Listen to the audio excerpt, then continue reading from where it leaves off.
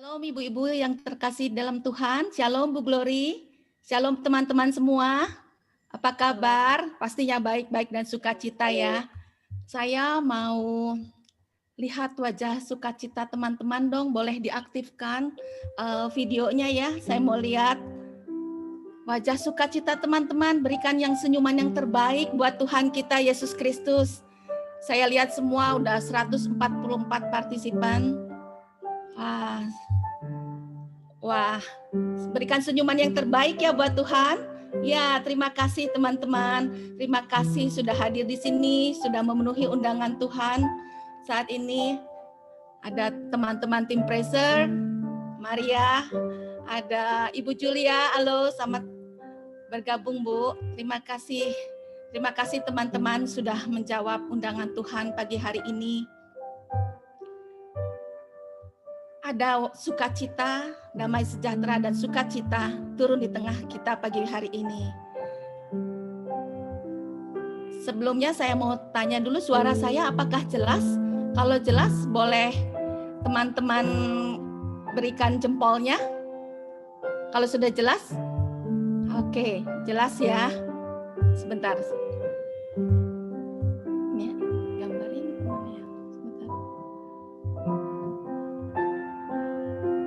Sebentar. Ya.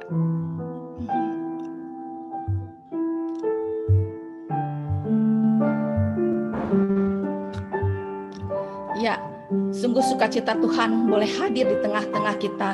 Selamat datang kembali teman-teman, selamat berjumpa di PAHOTK yang pertama kali online pagi hari ini dan pertama di tahun 2021. Terima kasih karena teman-teman sudah memenuhi undangan Tuhan pada hari ini.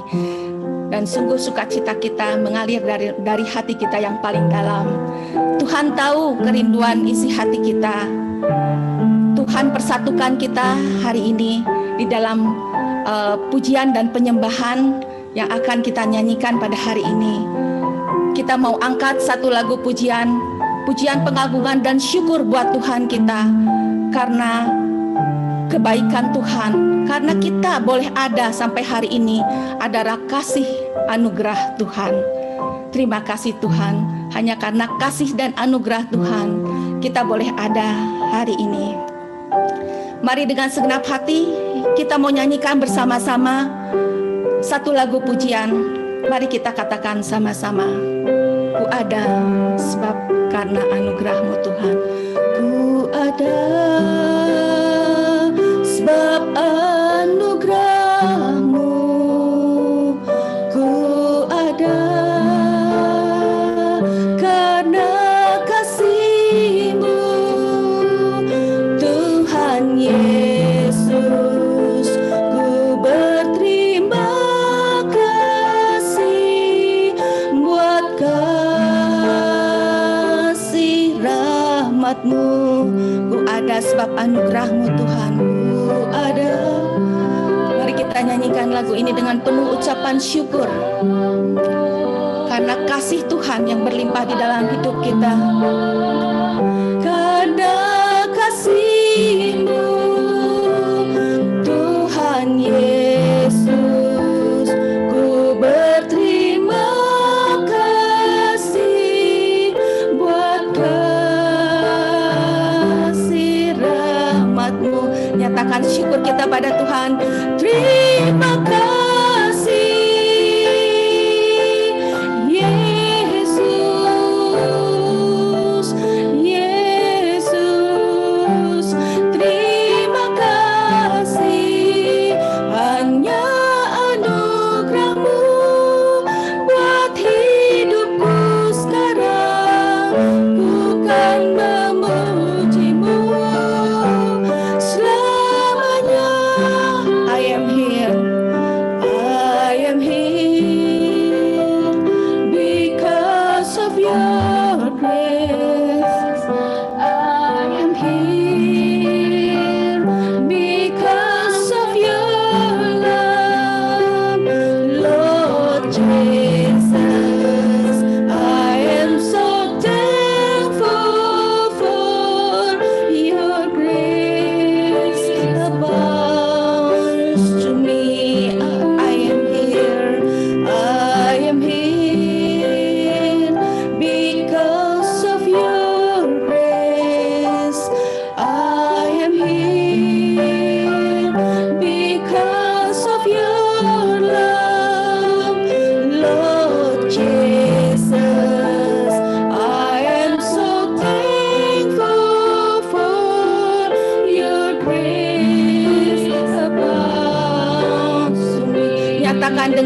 segenap hati. Thank you, Jesus.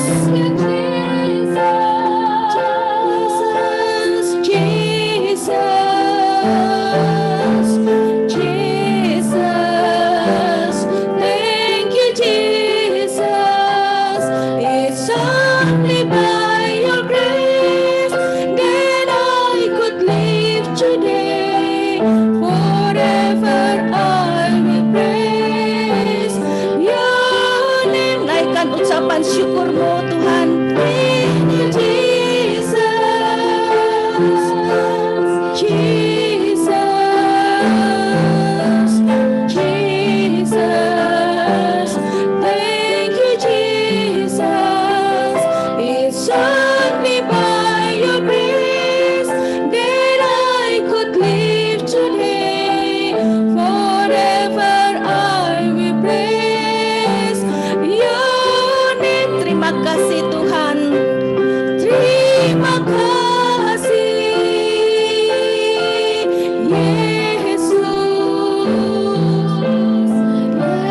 Yesus. Terima kasih. Hanya anugerah-Mu buat hidupku sekarang. Ku kan memuji-Mu selamanya. Hanya anugerah-Mu, hanya anugerah-Mu buat hidupku sekarang. Ku kan memuji-Mu selamanya. Hanya anugerah-Mu buat hidupku sekarang. Ku kan memuji-Mu selamanya. Ku kan memuji-Mu Tuhan. Ku kan memuji-Mu selamanya. Memuji-Mu selamanya. Beri kemuliaan dan sorak-sorai buat Tuhan kita yang sudah begitu baik buat kita. Terima kasih Tuhan. Begitu banyak ucapan syukur yang mengalir di dalam hati kami Tuhan. Kami tidak dapat katakan saat ini satu persatu Tuhan, karena begitu banyak Tuhan kebaikan-Mu, kemurahan-Mu Tuhan yang mengalir di dalam hidup kami Tuhan. Hanya bentuk ucapan syukur yang terima kasih yang selalu ada di dalam hati kami Tuhan.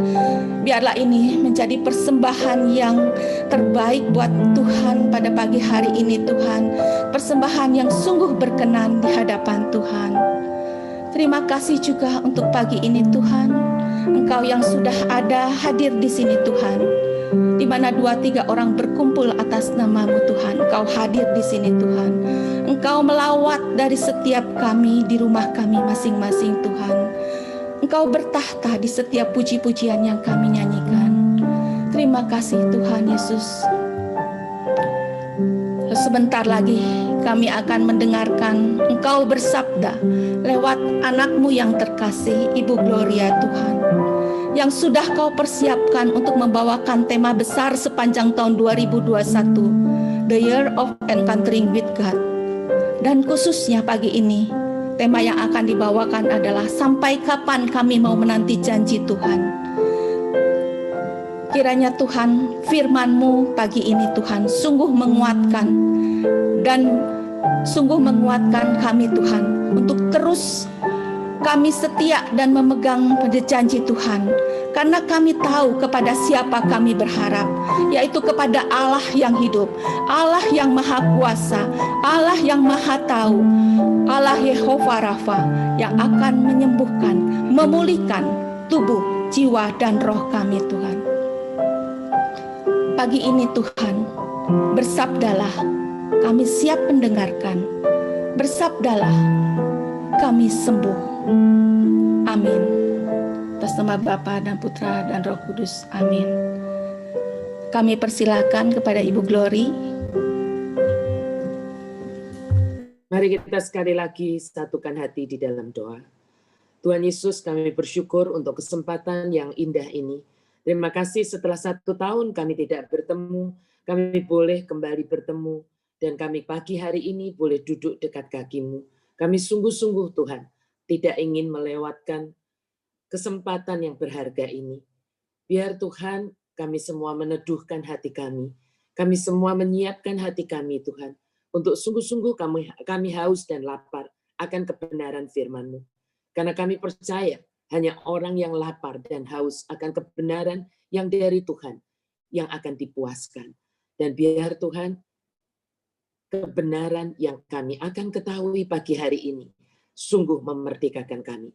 Dan kami semua Tuhan siap untuk menerima janji-janji-Mu, menantikan janji-janji-Mu.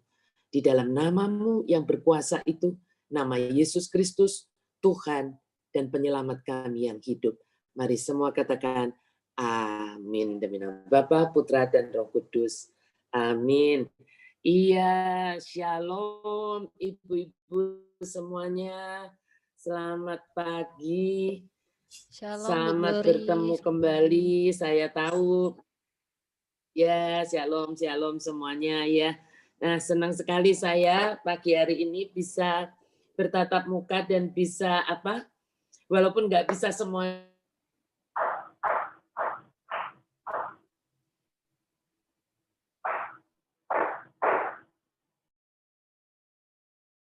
itu cuman lihatnya bangku. Ya, tapi hari ini bisa lihat wajah ibu-ibu, sungguh bersukacita saya. Walaupun ini belum Imlek, tetapi saya melihat beberapa ada yang sudah memakai dekor Imlek. Saya sendiri sudah pasang di belakang ya. Karena sebetulnya kita pengen buat PA Imlek. Ya, as usual walaupun di tengah pandemi ternyata para wanita tetap sibuk. Ya kan, gitu. Jadi ya sudahlah, nggak apa-apa ya. Kita mengawali supaya nanti waktu Imlek kita sungguh-sungguh bersukacita gitu ya, karena kita sudah tahu bagaimana menantikan janji Tuhan ya. Oke, hari ini kita akan membahas satu topik yang mungkin gini.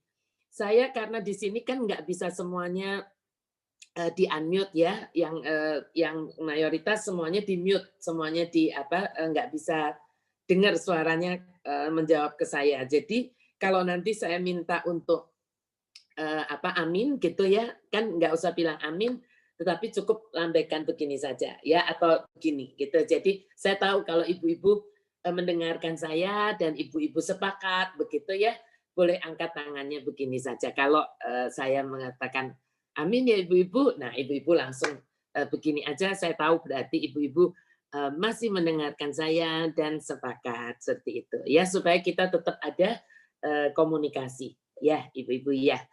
Oke, hari ini kita akan membahas satu topik yang mungkin menjadi pertanyaan banyak orang ya.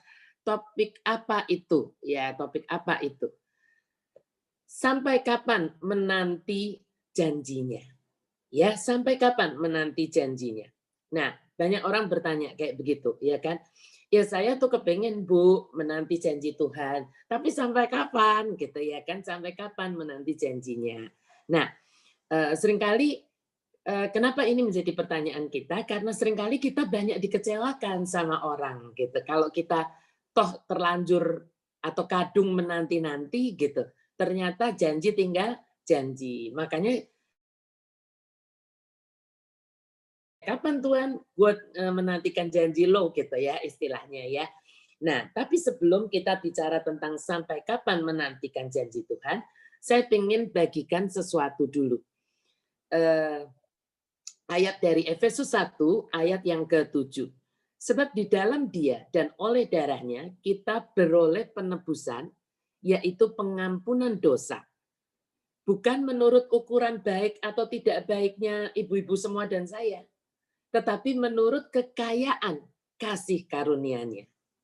Ya, jadi bukan menurut ukuran baik buruknya kita itu memperoleh penebusan dosa. Saya rasa ini kita sudah tahu semuanya. Nah, karena kita ini, karena Anda dan saya semua sudah beroleh penebusan dan beroleh pengampunan dosa, maka tidak ada penghukuman bagi mereka yang ada di dalam Kristus. Ya, nah, mengapa hal ini sangat penting dan saya ingin ini saya sharingkan kita harus tahu bahwa tidak ada penghukuman buat mereka yang ada di dalam Tuhan Yesus.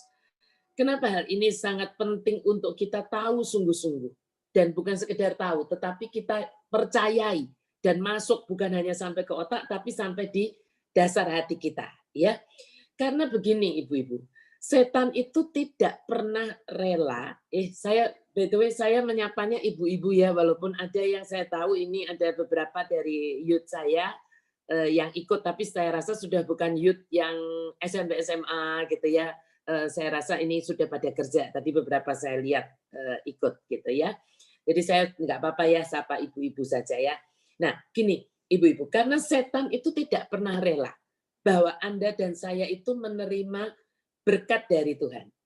Ya, menerima berkat dari Tuhan, setan tidak pernah ingin janji-janjinya untuk Anda dan saya itu terlaksana. Terlaksana di dalam hidup kita. Nah, sehingga karena dia tidak ingin Anda dan saya menerima janji, dan janjinya itu pasti bukan janji tentang kutuk, janjinya itu pasti tentang berkat, setan tidak rela. Sehingga setan akan berusaha dengan segala cara, dengan segala daya upaya, untuk ngapain? Untuk menggagalkan janjinya itu jadi nyata di dalam hidup Anda dan saya semua. Ya, nah, salah satu cara yang setan pakai untuk menggagalkan janjinya itu terjadi dalam hidup Anda dan saya adalah dengan terus-menerus, bukan cuma sekali, terus-menerus mendakwa itu apa? Menuduh gitu, mengintimidasi kita.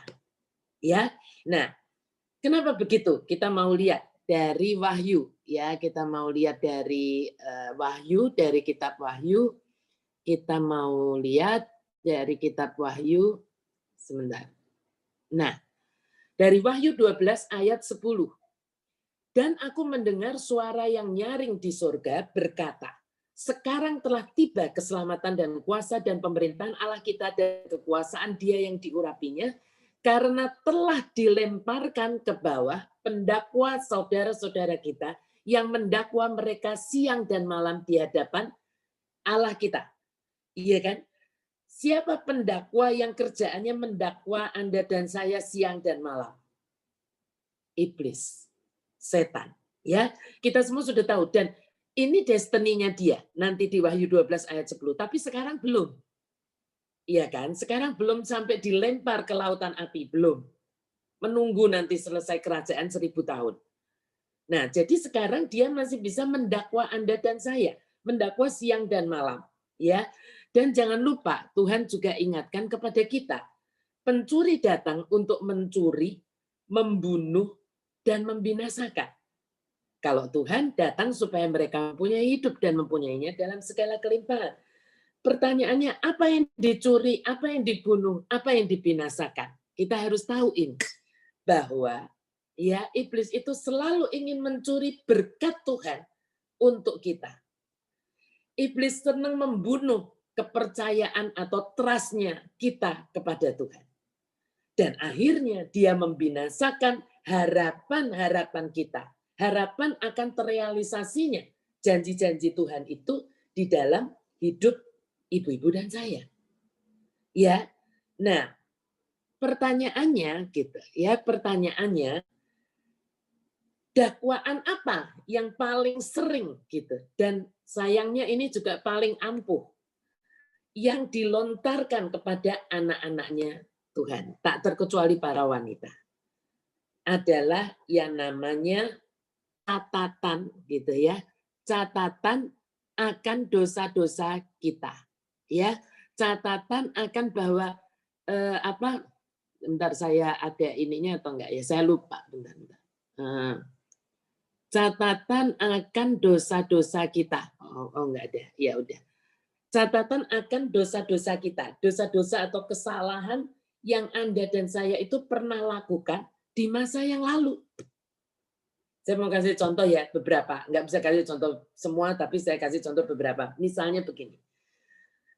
Ketika Anda dan saya terima janji Tuhan, kita udah senang gitu ya kan. Terus tiba-tiba, kadang-kadang pas doa loh ibu-ibu. Pas doa tiba-tiba ada kayak suara gitu keluar yang mengatakan begini, kamu dulu pernah melakukan dosa seksual kan sebelum kamu married? Kamu sebetulnya kan sudah NBA kan waktu dulu. Maka sekarang mana mungkin rumah tanggamu bisa bahagia. Di saat Anda sedang menerima janji Tuhan untuk kebahagiaan pernikahan kita, tiba-tiba ada suara seperti itu. Ya, atau kamu dulu pernah membuat tantemu marah banget kan? Sampai kamu tuh disumpahin jadi perawan tua. Mana mungkin kamu bisa dapat jodoh. Di saat kita menerima janji tentang pasangan hidup. Ya, ini kan ada yang belum married juga yang ikut di sini, ya. Atau misalnya begini, dulu kamu waktu beli rumah ini atau beli ruko ini atau membeli tokomu ini, ya, kamu itu tanyakan sama suhu Hong Sui gitu, ya. Tapi sekarang setelah kamu jadi Katolik, setelah kamu jadi Kristen, kamu enggak pernah tanya dia lagi. Makanya rumah tanggamu ribut terus. Makanya tokomu, restoranmu sepi terus. Di tengah Anda menerima janji tentang berkat, tentang kelimpahan untuk usaha Anda. Ya, atau mana mungkin Tuhan mau memberkati orang seperti kamu? Kamu itu dulu jahat banget loh sama mertuamu.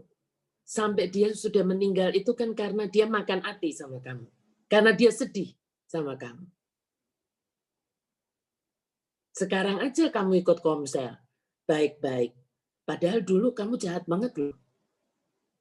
Ya, dan sayangnya ibu-ibu, banyak dari kita itu anak Tuhan lebih percaya pada dakwaan setan ini daripada kepada firman Tuhan.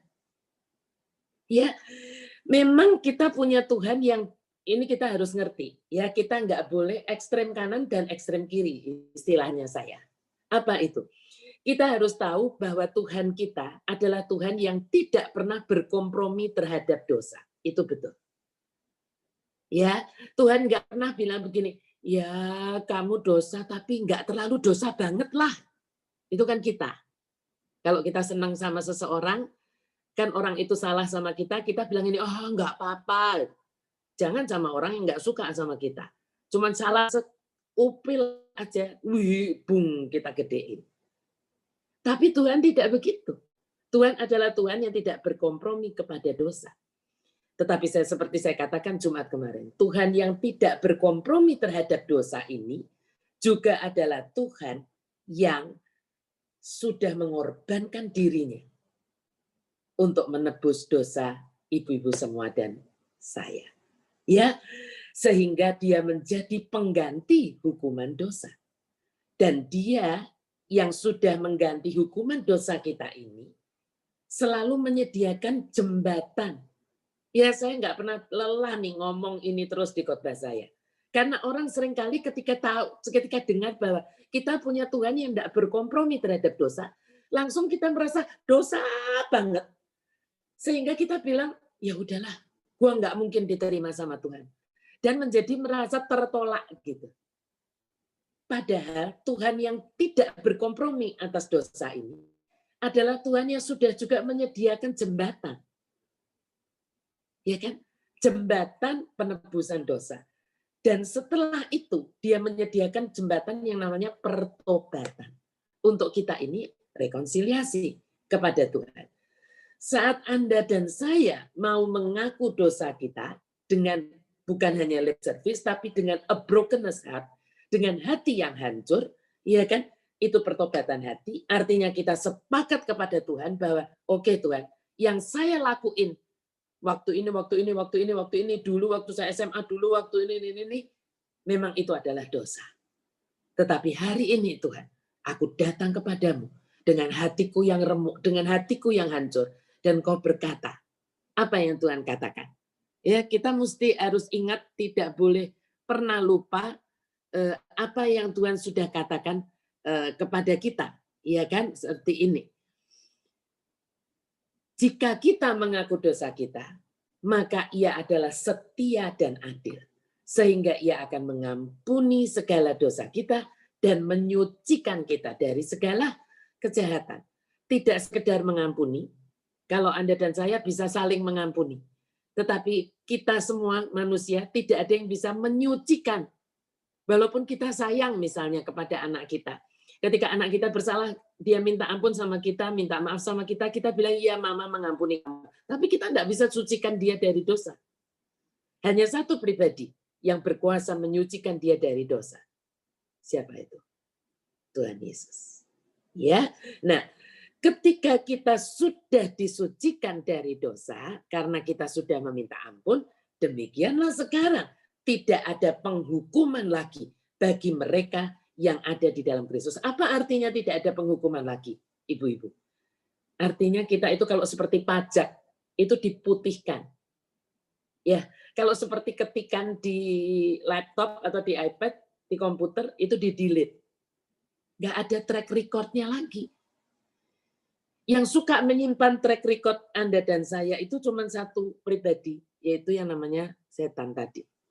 Tuhan tidak pernah simpen track record Anda dan saya. Makanya sebaiknya Anda dan saya juga seperti itu. Ya, tidak ada track record untuk orang-orang yang sudah datang kepada Tuhan dengan a broken heart. Ini penting banget gitu ya untuk kita ketahui. Siapa paham dan percaya akan hal ini, angkat tangan dan beri kemuliaan buat Tuhan kita. Ya. Kalau Anda percaya, Anda boleh angkat tangan. Ya, bahwa tidak ada track record, tidak ada penghukuman buat orang percaya. Ya, yang sudah mengakukan dosanya. Lah kalau dosanya Anda simpen terus tidak Anda akukan, ya nggak bisa. Ya, masih ada catatannya. Tetapi ketika Anda dan saya mengaku sungguh-sungguh dengan a broken heart, hilang semuanya. Nah, sekarang pertanyaannya, tapi kan Anda percaya, ya, paham dan percaya bahwa tidak ada penghukuman. Siapa sekarang yang sungguh percaya bahwa kita semua ini bukan cuma Ibu Glory, tapi Anda semua dan saya, kita semua sudah dilayakkan untuk menerima janji Tuhan yang luar biasa. Siapa yang percaya? Amin. Ya, karena ini penting.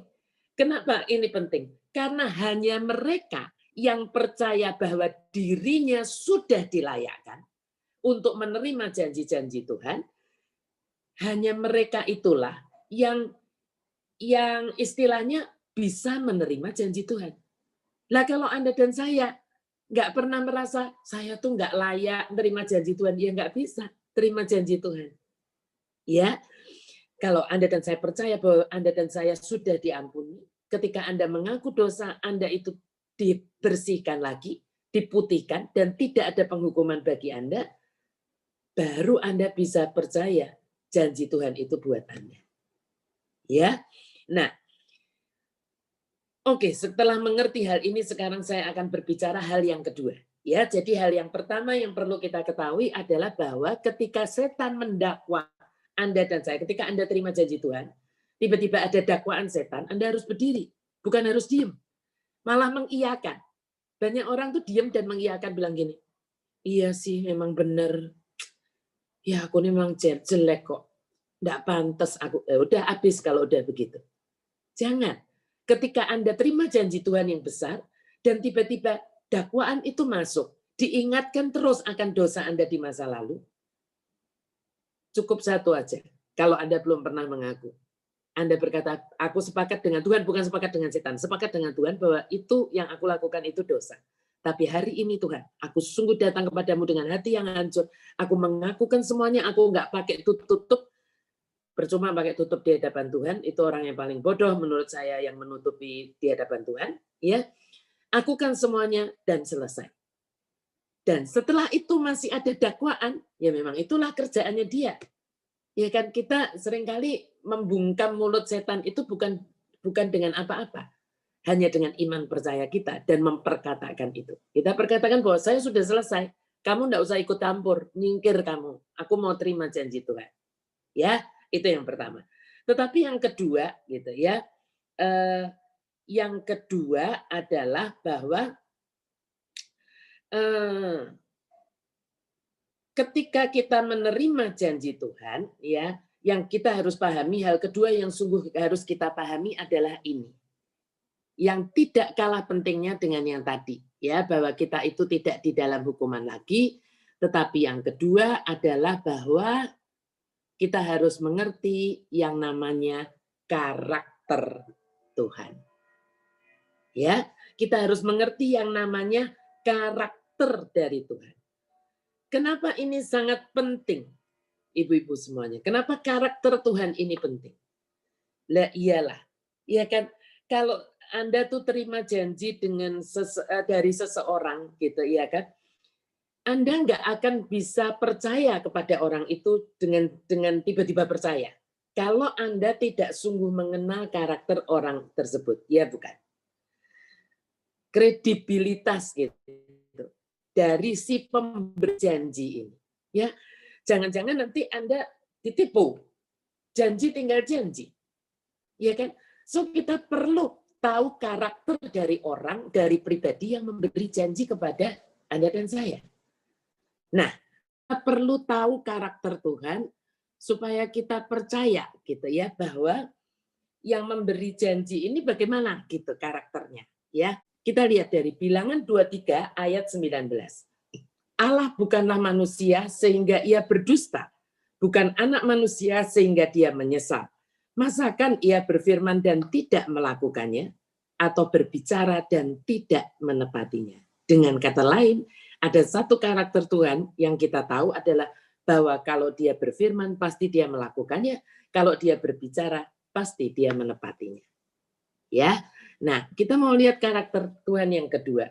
Demikianlah firmanku yang keluar dari mulutku, ia tidak akan kembali kepadaku dengan sia-sia. Tuhan yang berkata ini, tetapi ia akan melaksanakan apa yang kukehendaki. Firman itu ya, janjinya itu akan melaksanakan apa yang Tuhan kehendaki dan akan berhasil dalam apa yang kusuruhkan kepadanya. Artinya gitu, ya. Kalau Tuhan sudah berjanji kepada Anda semua dan saya, nggak mungkin itu balik tanpa itu terjadi. Dari pihak Tuhan. Ya, dari pihak Tuhan. Kita juga lihat Roma 4 ayat 21. Dengan penuh keyakinan bahwa Allah berkuasa untuk melaksanakan apa yang telah Ia janjikan. Ya, Allah itu berkuasa melaksanakan apa yang Dia sudah janjikan. Kalau ibu-ibu dan saya seringkali berkata ya di HOTK, Women maupun di Dunamis, seringkali kita bukan niatan mau mengingkari janji, bukan. Tetapi seringkali kita itu tidak berkuasa melaksanakan apa yang kita sudah janjikan. Ya, kita di HOTK tidak niatan membatalkan perjalanan beberapa ibu-ibu dan saya ke 7 jemaat dan Patmos. Tetapi kita tidak berkuasa melaksanakan apa yang kita sudah janjikan. Kenapa? Corona. Ya, kita tidak berkuasa. Bukan karena kita tidak mau, tapi memang kekuasaan kita tidak maha. Ya, sedangkan Tuhan itu kuasanya kalau dia berjanji, dia bisa melaksanakan itu. Inilah karakter Tuhan kita. Itu sebabnya Anda dan saya perlu sungguh-sungguh. Iya kan? Banyak orang terima janji Tuhan seneng banget dan nggak ngapa-ngapain. Salah. Ketika Anda dan saya menerima janji Tuhan, kita perlu sungguh-sungguh makin membangun, makin menjalin yang namanya persahabatan, pergaulan yang makin intim dengan Tuhan kita. Kenapa demikian? Supaya kita sungguh makin mengenal karakternya. Ya, supaya kita makin kenal karakternya. Saat terima janji Tuhan, kita nggak ragu. Kenapa? Bukan hanya pasti dia akan menepati apa yang dia janjikan, melainkan tadi, dia juga berkuasa melaksanakan apa yang Tuhan sudah janjikan. Siapa bilang amin? Angkat tangan kita di hadapan Tuhan. Ya, amin. Ya, amin.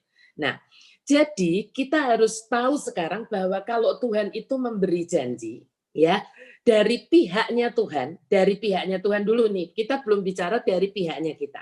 Dari pihaknya Tuhan, janji itu pasti terrealisasi. Ya, bukan? Ya, janji itu pasti, ini dari pihaknya Tuhan. Ya, Tuhan itu nggak mungkin janji, tapi pengen supaya itu nggak terrealisasi. Kalau ibu-ibu kadang-kadang gitu nih, ya, ibu-ibu yang kepaksa janji sama anaknya. Tapi berpikir semoga enggak deh gitu ya kan.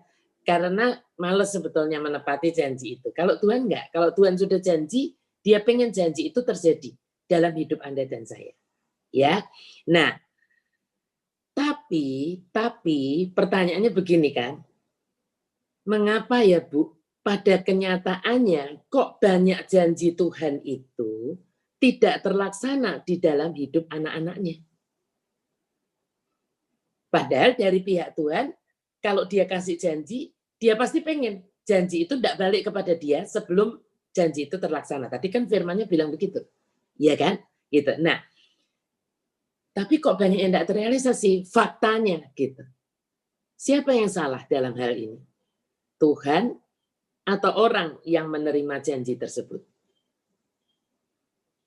Nah, sebelum kita menjawab ini, mungkin kita bisa dengan ya saya tahu Bu, yang salah pasti saya gitu, pasti kita. Tapi saya mau cerita begini, Ibu-ibu. Ini cerita ya. Tapi ini cerita yang benar, bukan cerita dongeng, bukan gitu ya. Saya punya teman di Semarang gitu yang sekarang menjadi guru keyboard saya. Itu teman dari TK sampai SMA. Kami dari TK, SD, SMP, SMA di sekolah yang sama. Baru mahasiswa aja baru kami berpisah. Dia masuk ke Undip, saya masuk ke Gajah Mada. Ya, perempuan, ini teman wanita. Jadi akrabnya akrab banget, maminya dia dan mami saya bersahabat juga. Jadi saya juga sama-sama tahu karakter dia. Dia juga tahu karakter saya. Ya, nah teman saya ini orang yang nggak bisa ngebohongin orang, orangnya tipe yang lurus-lurus begitu. Ya kan, sampai dulu ketika sekolah di Loyola yang mayoritas cowok tuh banyak dibully, kalau pakai istilah anak sekarang dibully gitu, karena dia nggak bisa, ya begitulah orangnya agak lucu gitu ya. Nah kemarin waktu saya les keyboard sama dia, saya tuh kalau les harusnya 45 menit, tapi bisa jadi 1,5 jam sampai 2 jam karena selain les juga ngobrol sana sini, lalu dia seringkali cerita, tetapi obrolannya bukan obrolan yang nggak berguna ya, gitu. Tetapi kita saling berbagi gitu, sering saling berbagi kesaksian. Nah, kemarin itu ketika saya cerita bahwa saya mau bicara tentang janji Tuhan dan sebagainya, tiba-tiba teman saya ini bilang begini, Glory, saya mau kasih tahu kamu satu hal, yang mungkin ini berguna bukan hanya buat kamu, tapi buat mungkin teman-teman yang kamu mau bagiin, sharingin ini. Apa itu? Dia cerita begini. Nah, dia ini punya begini, ibu-ibu. Kalau saya tuh nggak punya karunia penglihatan, kecuali Tuhan sekali waktu bukakan saya, mata saya. Dia izinkan, baru saya bisa lihat. Tapi kalau orang yang punya karunia penglihatan, itu artinya memang terus-menerus. Ciciknya Pak Gana, kakaknya Pak Gana almarhumah, itu punya karunia penglihatan. Nah, saya sampai pernah tanya, karunia penglihatan tuh macam mana, Ci? Saya tanya begitu. Dan dia cerita bahwa iya kadang-kadang dia baru duduk begini, dan itu seperti diperlihatkan di gorden rumahnya, misalnya begitu, seperti kayak video begitu, kadang-kadang seperti gambar. Itu yang namanya karunia penglihatan. Nah, atau dia dibukakan matanya untuk bisa melihat yang alam roh, gampangnya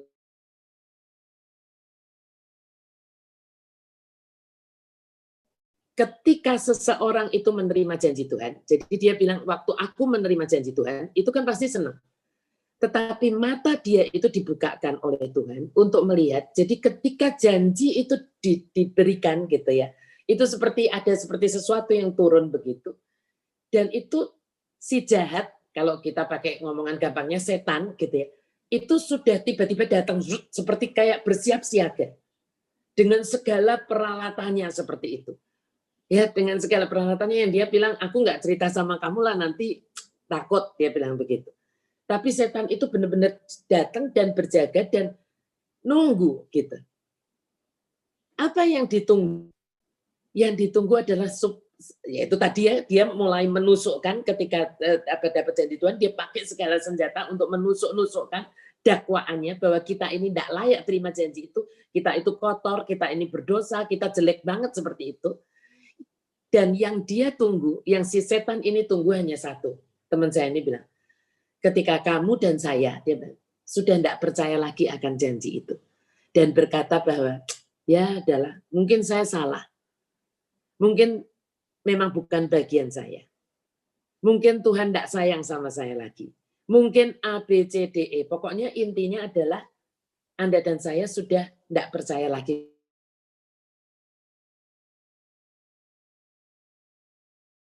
Waktu dia cerita ini, tiba-tiba saya ingat yang tadi, yang firman yang saya sudah bagikan, tapi saya mau ingatkan Anda dan kita semua lagi, gitu ya.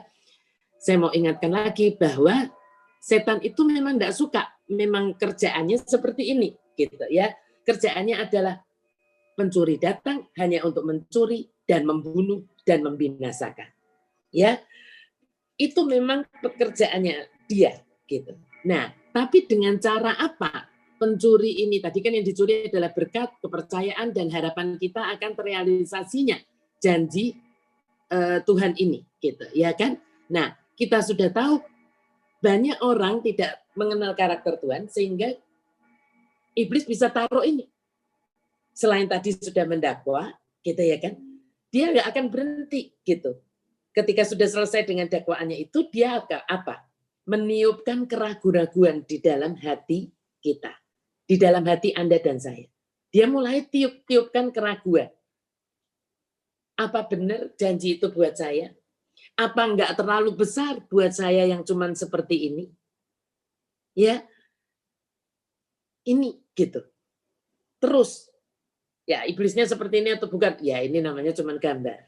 Ya, mungkin pastinya bukan mungkin lebih serem dari ini. Saya pernah dibukakan Tuhan mata saya walaupun tidak selalu ya waktu saya ke Bali dan saya nggak betah dan saya ngajak Pak Gana pulang. Ya karena ngeri. Ini nih lucu gambarnya ya, tetapi yang sesungguhnya adalah ngeri. Nah, apa solusinya? Apa solusinya? Solusinya adalah satu, ibu-ibu. Kita harus mendeklarasikan atau memperkatakan setiap janji yang Tuhan sudah berikan kepada kita. Mengapa begitu? Kita lihat Amsal 18 ayat 21 ini. Hidup dan mati dikuasai lidah. Siapa suka menggemakannya akan memakan buahnya. Kalau yang Anda gemakan itu adalah, iya ya, benar juga ya, aku ini kan tidak layak, aku ini kan tidak pantas, aku ini, ya itu yang akan masuk. Dan itu yang akan terjadi di dalam hidup kita. Tetapi ketika Anda dan saya menggemakan apa yang menjadi janji Tuhan, ya misalnya Anda dapat Yeremia, yang ini yang umum ya, Yeremia 29 ayat 11. Bahwa Tuhan itu merancangkan masa depan yang penuh harapan dan bukan kecelakaan. Ya, hari depannya penuh harapan. Dan Anda sepakat dan menggemakan itu. Anda berkata, oke Tuhan, aku mau gemakan ini. Ya, itu yang akan terjadi. Anda dapat janji dari Filipi 4 ayat 6 dan 7. Jangan hendaknya kamu khawatir tentang apapun juga, tapi nyatakanlah dalam segala hal keinginanmu kepada Allah dalam doa dan permohonan dengan ucapan syukur. Lalu damai sejahtera Allah yang melampaui segala akal akan memelihara hati dan pikiran Anda dan saya dalam Kristus Yesus. Padahal di saat itu Anda sedang khawatir, tapi dapat janji itu. Yang mana yang Anda mau pilih? Ya, menggemakan Filipi 4 ayat 6 dan 7 apa mau terus khawatir? Ya. Nah, dari pendengaran dan pendengaran akan firman Kristus. Banyak orang bilang sama saya begini, Bu, saya itu akan bisa percaya janji Tuhan kalau iman saya ini bertambah, Bu. Kalau iman saya ini makin kuat. Nah, saya tanya sama ibu itu, Ibu kepengen imannya makin kuat? Iya, Bu Glory. Ibu tiap hari memperkatakan firman Tuhan atau enggak? Dia bilang begini, saya nulis-nulis kalau dapat janji Tuhan, saya tulis. Terus saya tanya, setelah tulis, Ibu apakan? Ya sudah Bu, kan ada di buku saat teduh saya. Ya sudah gitu. Seberapa Anda bisa mengingat sesuatu yang Anda sudah tutup? Nggak bisa. Ya kan? Kalau saya, ada firman-firman yang mungkin sekarang saya sudah tidak sangat menghafal janji Tuhan itu. Dan saya perkatakan. Janji yang terus sudah diperkatakan bertahun-tahun. Seperti Yesaya 41 ayat 10, Yeremia 29 ayat 9. Luar kepala, hafal. Dan memperkatakan. Setiap pagi saya memperkatakan janji-janji Tuhan yang sekian banyak itu bersama dengan suami saya, dengan Pak Gana. Iman timbul dari pendengaran, dan pendengaran akan firman Kristus. Kalau Anda pengen beriman kepada Tuhan Yesus, perkatakanlah firman Kristus. Kalau Anda pengen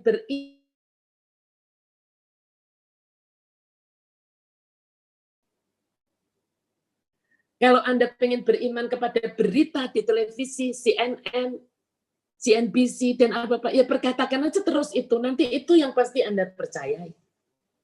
Ya, itu kebenarannya. Nah, ya iman timbul dari pendengaran, ya itu. Nah, saat Anda dan saya terus mendeklarasikan yang itu adalah firman,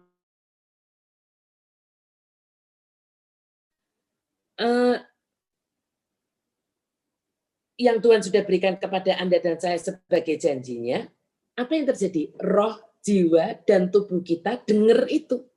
Ketika Anda ucapkan kan kuping dengar, otak nerima, hati juga terima. Seperti itu. Dan iman kita tuh diperkuat. Seperti kita itu berkata kepada Tuhan begini, seperti kita ketika Anda dan saya mendeklarasikan firman Tuhan, gitu ya kan, makanya saya ajak Anda dan saya kan kemarin mendeklarasikan Mazmur 91 lebih daripada kirim-kiriman broadcast. Ini yang kena COVID sudah sekian banyak loh. Ini tetangga saya juga kena, ini 3 blok dari saya juga kena. Oh, ini sepupu saya juga kena. Iya betul, kita mendoakan itu. Tetapi kalau hanya itu yang Anda perkatakan, percuma. Yang akan masuk di sini adalah roh yang namanya roh ketakutan. Seperti itu. Tapi ketika Anda mendeklarasikan Mazmur 91, seolah-olah seperti kita itu berkata kepada Tuhan begini, Tuhan, aku sungguh percaya. Apa yang telah Engkau firmankan kepadaku di dalam Mazmur 91 ini, aku tidak ragu. Aku tidak ragu akan janjimu. Mazmur 91 ini terjadi di dalam hidupku. Ya, itu akan terjadi.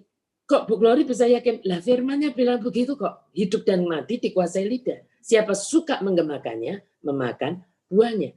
Iman timbul dari pendengaran, pendengaran akan firman Kristus. Ya, dan itu artinya Anda dan saya ini submit itu apa? Tunduk, surrender gitu kepada Tuhan. Tidak meragukannya. Orang kan gini ya, orang nggak akan mau ambil quote dari orang lain yang dia nggak setuju, betul nggak? Kalau Anda nggak setuju sama seseorang, masa Anda tempel tuh quote-nya, dijadiin stiker, taruh di mobil Anda. Orang yang memasang stiker tertentu di mobilnya, pasti dia setuju sama quote yang dia pasang itu. Ketika Anda dan saya copy paste perkataan Tuhan dan memperkatakannya ulang, Anda berkata, gua setuju sama elo Tuhan. Ya, gue setuju sama lo. Nah, artinya kita submit dan Anda harus tahu apa yang terjadi dengan setan. Ini juga teman saya tuh yang cerita. Ya kan? Roh Kudus itu memberitahu teman saya ini, kamu deklarasi seperti itu. Deklarasi. Jadi dia bingung waktu pertama kali dia melihat itu. Melihat setan sudah berusaha untuk mau mencuri dia, gitu, mencuri janjinya. Janji Tuhan kepada dia. Lalu dia bilang begini, Roh Kudus saya harus ngapain? Dan Roh Kudus kasih tahu dia, deklarasi. Deklarasi. Ibu-ibu saya ceritain. Ketika teman saya ini, namanya Veronica, Vero ini deklarasi. Apa yang terjadi? Dia nggak ngusir setan loh ya. Dia nggak bilang begini, setan dalam nama Tuhan Yesus, lu pergi. Gitu, jangan ganggu gua. Enggak. Dia nggak ngurusi setannya. Dia hanya ngurusi firman Tuhannya. Dan Vero ini deklarasi dengan kuat. Matanya nah ini sayangnya soalnya matanya ibu-ibu dan saya nggak lihat, ya kan, mata teman saya ini lihat. Itu setan itu ngacir gitu istilahnya. Pergi. Seperti nggak tahan. Ya, seperti nggak tahan mendengar itu semua, ya. Dan setan yang berusaha mencuri dan menggagalkan janji Tuhan itu dia akan pergi. Kenapa begitu? Ada firmannya, Bu. Ada firmannya. Cuman kita seringkali lupa kepada firman ini. Padahal ada. Ya, ada firmannya.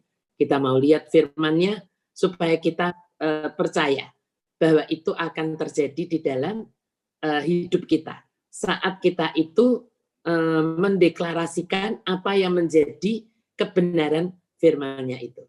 Ya, submit yourself then to God, resist the devil and he will flee from you. Ya, selama ini banyak dari kita yang terlalu fokusnya kepada resist the devil dan lupa pada yang terpenting. Conditionnya dulu. Apa itu? Submit to God. Ya kan? Makanya banyak orang nengking-nengking setannya dan setannya tidak pernah pergi. Sebab dia cuma nengking setan tok. Dia nggak submit to God. Bagaimana submit to God-nya? Ya sepakat sama Tuhan. Kalau Tuhan sudah bilang itu, ya itu. Kalau Tuhan bilang A, ya A. Banyak dari kita Tuhan bilang A, kita bilang jangan-jangan B Tuhan. Atau kita bilang jangan-jangan F Tuhan. Tapi kita nengking setan. Ya setannya tidak akan pergi. Gitu. Ya, nggak akan pergi. Gitu. Nah, saat Anda dan saya mau setia, ya saat Anda dan saya mau setia memperkatakan firman yang Tuhan sudah berikan sebagai janji kepada Anda dan saya, tanda bahwa Anda dan saya itu percaya kepada Dia, sepakat sama Dia. Bukan pada kekuatan Anda dan saya sendiri, bukan pada kekuatan kita sendiri. Ya, melainkan kepada apa? Karakter Tuhan yang setia. Karakter Tuhan yang berkuasa. Kalau percaya pada kekuatan sendiri, kadang-kadang kita itu up, kadang-kadang kita down. Nah, kalau Anda percaya pada kekuatan Anda sendiri, kalau pas up, ya oke. Lah kalau Anda pas down, gimana? Ya kan? Tetapi percaya kepada janji Tuhan, itu percaya kepada karakternya Tuhan. Ya, artinya kita submit kepadanya. Dan setan nggak pernah tahan mendengar orang yang dengan iman percaya. Ya, jangan kayak rapalan ya. Jangan kayak rapalan dan bilang apa tuh baca Mazmur 91, orang yang berlindung dalam naungan yang maha tinggi yang namanya ya jangan gitu ya. Tetapi kita sungguh-sungguh mendeklarasikan itu dengan iman percaya kita, mendeklarasikan firman-Nya. Setan itu apa yang terjadi? Setan akan melepaskan cengkeramannya atas hidup Anda. Logikanya gimana? Logikanya gampang, ibu-ibu. Gini, kalau misalnya, ya kan, ibu-ibu nggak suka sama, siapa nggak suka sama Ibu Glory gitu ya. Ibu-ibu yang di sini semua pasti suka sama Ibu Glory karena mau ikut Zoom, ya kan. Tapi orang misalnya nggak suka sama, ada teman Anda nggak suka sama Ibu Glory. Anda suka banget sama Bu Glory. Terus Anda itu setiap kali ngomong sama teman Anda kopas omongan saya. Anda bilang begini, Bu Glory bilang, gitu ya kan? Gini. Nanti sebentar lagi Anda bilang lagi, Bu Glory ngomong, gini. Sebentar lagi Anda bilang gini, katanya Bu Glory, gitu. Kira-kira teman Anda yang enggak suka sama saya itu senang enggak ngumpul sama Anda? Enggak. Gitu ya kan? Lu ngapain sih? Gitu ya kan? Nah, ya kan? Ilfil gitu rasanya. Ilfil. Ya. Nah, setan pasti nggak suka sama Tuhan Yesus. Itu udah pasti nggak usah dicari bukunya, nggak usah dipelajari, kita udah tahu. Ya kan, setan itu nggak suka sama Tuhan Yesus. Kalau Anda dan saya setia kopas kata-katanya Tuhan Yesus, Anda nggak usah spesial ambil bokor, kasih dupa gitu ya kan. Terus usir-usir setan gitu ya kan. Nggak usah. Pakai lonceng, nggak usah. Cukup Anda itu kopas aja perkataannya Tuhan Yesus. Dan perkatakan itu dengan sepenuh hati. Setan nggak betah. Nah, ada ibu yang dengar seperti ini, ada bapak dengar seperti ini, nanya sama saya, berapa kali Bu Glory memperkatakan firman Tuhannya ini? Saya bingung liatin bapak itu dari atas sampai ke bawah. Ya terserah bapak, saya bilang gitu ya kan. Seberapa Anda rasanya itu terganggu gitu istilahnya ya kan. Perkatakan saja. Kalau saya dan Pak Gana memperkatakan itu di pagi dan malam hari. Karena yang di tengah-tengahnya kan masing-masing ya, bapak di kantor saya. Tapi kalau pagi sama malam kan ketemu. Nah pas saat ketemu itu kan dua orang bersehati dan bersepakat, itu kan powerful. Ya, jadi saya memperkatakan itu. Tetapi di tengah-tengah naik mobil di jalan pun, Ketika saya diingatkan, hati saya nggak enak tentang sesuatu, tiba-tiba saya ingat akan janji Tuhan, saya perkatakan saja. Kan nggak usah jaraknya berapa lama Bu Glory itu kan minum obat, ya kan? Nggak usah lah. Anda diingatkan, perkatakan saja. Setan pasti nggak akan betah, gitu, ya. Nah, jadi ibu-ibu semuanya, sekarang saya mau tanya. Sebelum nanti ada tanya jawab, saya mau tanya dulu. Setelah Anda dan saya memahami semuanya ini, tadi yang pertama dari dakwaan itu, makanya kita harus tahu yang kedua, kita yang tahu yang pertama dulu bahwa Anda dan saya sudah diampuni, kalau Anda dan saya sudah mengakukan semuanya, kalau belum ya cepat-cepat diakukan, so simple, ada jembatannya yaitu pertobatan. Setelah bertobat, disucikan, diampuni dan disucikan. Berarti udah beres. Dari yang masa-masa lalu cepat-cepat aja dilakukan kalau ada yang masih disembunyikan. Percuma menyembunyikan dosa di hadapan Tuhan. Ya kan? Gitu. Setelah dilakukan, beres. Jangan mau didakwa lagi. Tetapi yang kedua adalah Anda dan saya harus tahu karakternya Tuhan. Ya kan? Karena kita bisa percaya pada janji seseorang kalau Anda dan saya tahu karakternya. Kalau nggak tahu ya bisa ditipu. Janji tinggal janji. Karakter Tuhan kita sudah tahu. Pasti terbukti bahwa dia setia dan dia berkuasa. Dan dia pengen janjinya itu terjadi dalam hidup Anda dan saya. Ya kan? Lalu tadi kita juga sudah tahu caranya, solusinya. Yaitu dengan mendeklarasikan janji itu. Jangan ditutup dan taruh di rak buku. Tetapi dideklarasikan. Saat Anda dan saya mendeklarasikan, si pendakwa itu kupingnya nggak suka. Hatinya nggak suka. Dan dia akan flee. Dan dia akan pergi. Ya, submit to God. Devilnya akan flee, resist the devil, dan dia akan pergi. Ya, nah setelah memahami ini semua, sekarang pertanyaan saya, apakah Anda dan saya sudah dapat menjawab pertanyaan dari topik kita hari ini? Topik kita hari ini apa? Sampai kapan menantikan janjinya? Nah, ibu-ibu kan berharap saya yang menjawab. Nah, saya sekarang tanya sama ibu-ibu.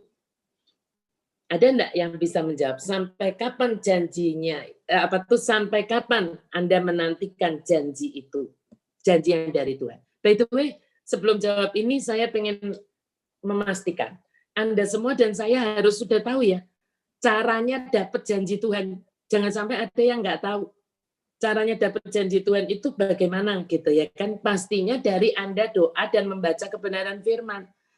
Yang paling akurat adalah membaca kebenaran firman, bukan cuma doa tok. Ya, doa lalu membaca kebenaran firman Tuhan.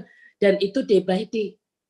Janji Tuhan itu adalah janji lewat firman-Nya. Jadi kalau misalnya Anda berasa dapat janji Tuhan gini, misalnya gini. Nanti kamu akan menjadi kaya raya dan diberkati, walaupun pakai tanda kutip ya, tapi diberkatinya. Kalau Anda bisa menipu mertuamu, sampai akhirnya warisannya jatuh ke tanganmu. Nah, itu pasti bukan janji Tuhan. Itu pasti janjinya setan, ya kan? Itu nggak mungkin karena janji Tuhan itu harus klop, harus cocok dengan kebenaran firman Tuhan. Ya, yang tidak sejalan dengan kebenaran firman Tuhan pasti bukan janji Tuhan. Ya, bukan saya mau bilang perlu diragukan, tidak usah diragukan, pasti bukan janji Tuhan. Ya, so mendapat janji Tuhan harus dari firman Tuhan. Ya, bukan dari yang lain. Katanya orang pinter itu saya, nggak usah, itu di-delete saja omongannya itu. Nggak usah tanya-tanya peramal, hong shui, horoskop, nggak usah. Ya, nah sekarang kembali, apakah ibu-ibu sekarang dengan semua yang sudah diketahui sampai dengan di sini sebelum saya tutup, ibu-ibu sekarang sudah bisa menjawab belum? Sampai kapan menantikan janjinya? Ada yang mau coba menjawab sebelum saya lanjut? Ya, silakan ibu-ibu kalau mau menjawab boleh diketikkan di chat atau raise hand, nanti kita bisa unmute ibu. Ya, nah ini sudah ada yang menjawab, ya. Ibu siapa nih? Ibu Sylvia Wira. Ya, Ibu Sylvia Wira menjawab sampai janjinya digenapi. Nah, saya ada hadiah buat Ibu Sylvia Wira, nanti boleh kirimkan alamatnya ke ini ya, ke apa? Ke admin ya, seperti itu. Alamatnya mana? Ada ibu yang memberkati dengan apa? Ini bukan buatan saya pastinya nggak bisa nyulam. Dan saya nggak pengen belajar. Kenapa ibu-ibu? Saya dulu sudah diajarin sama mami saya yang sangat jago nyulam. Sudah jatuh bangun tetap nggak bisa. Dan itulah salah satunya alasan mengapa Ibu Glory tidak pengen sekolah di sekolah yang perempuan semua, sekolah susteran, karena ada ujian menjahit dan menyulam. Sehingga saya pindah ke sekolah yang isinya cowok semua, supaya tidak menjahit dan menyulam. Tetapi ini ada ibu yang keren ya, ibunya nggak mau disebut namanya, yang tahu biar tahu, yang nggak tahu ya sudah katanya. Ini apa sih Bu Glory? Bukan kantong duit, ini kantong masker gitu ya kan. Supaya ibu-ibu kalau mau pas makan sama siapalah saudara gitu, tapi jangan kumpul-kumpul, tapi makan dengan mungkin suami atau apa, maskernya jangan digantung. Kalau digantung nanti nggak taruh sini gitu, atau itu jangan. Tapi maskernya dibuka saja, lalu dimasukkan di sini ya. Ini buat Ibu Sylvia Wira ya. Nah ini kenapa saya kasih hadiah untuk Ibu Sylvia, karena dia menjawab yang pertama. Yang lainnya jawabannya bukan berarti salah, tetapi Ibu menjawab yang pertama, jadi dapat hadiah dari saya atas kebaikan Ibu yang menaburkan hadiah ini. Bagus sekali loh ini. Benar-benar sulamannya ini timbul ya, bagus banget. Ada beberapa sebetulnya. Nanti kalau saya berbaik hati saya bagi-bagi lagi ya. Oke, nah sekarang begini. Betul, sampai janji itu terlaksana.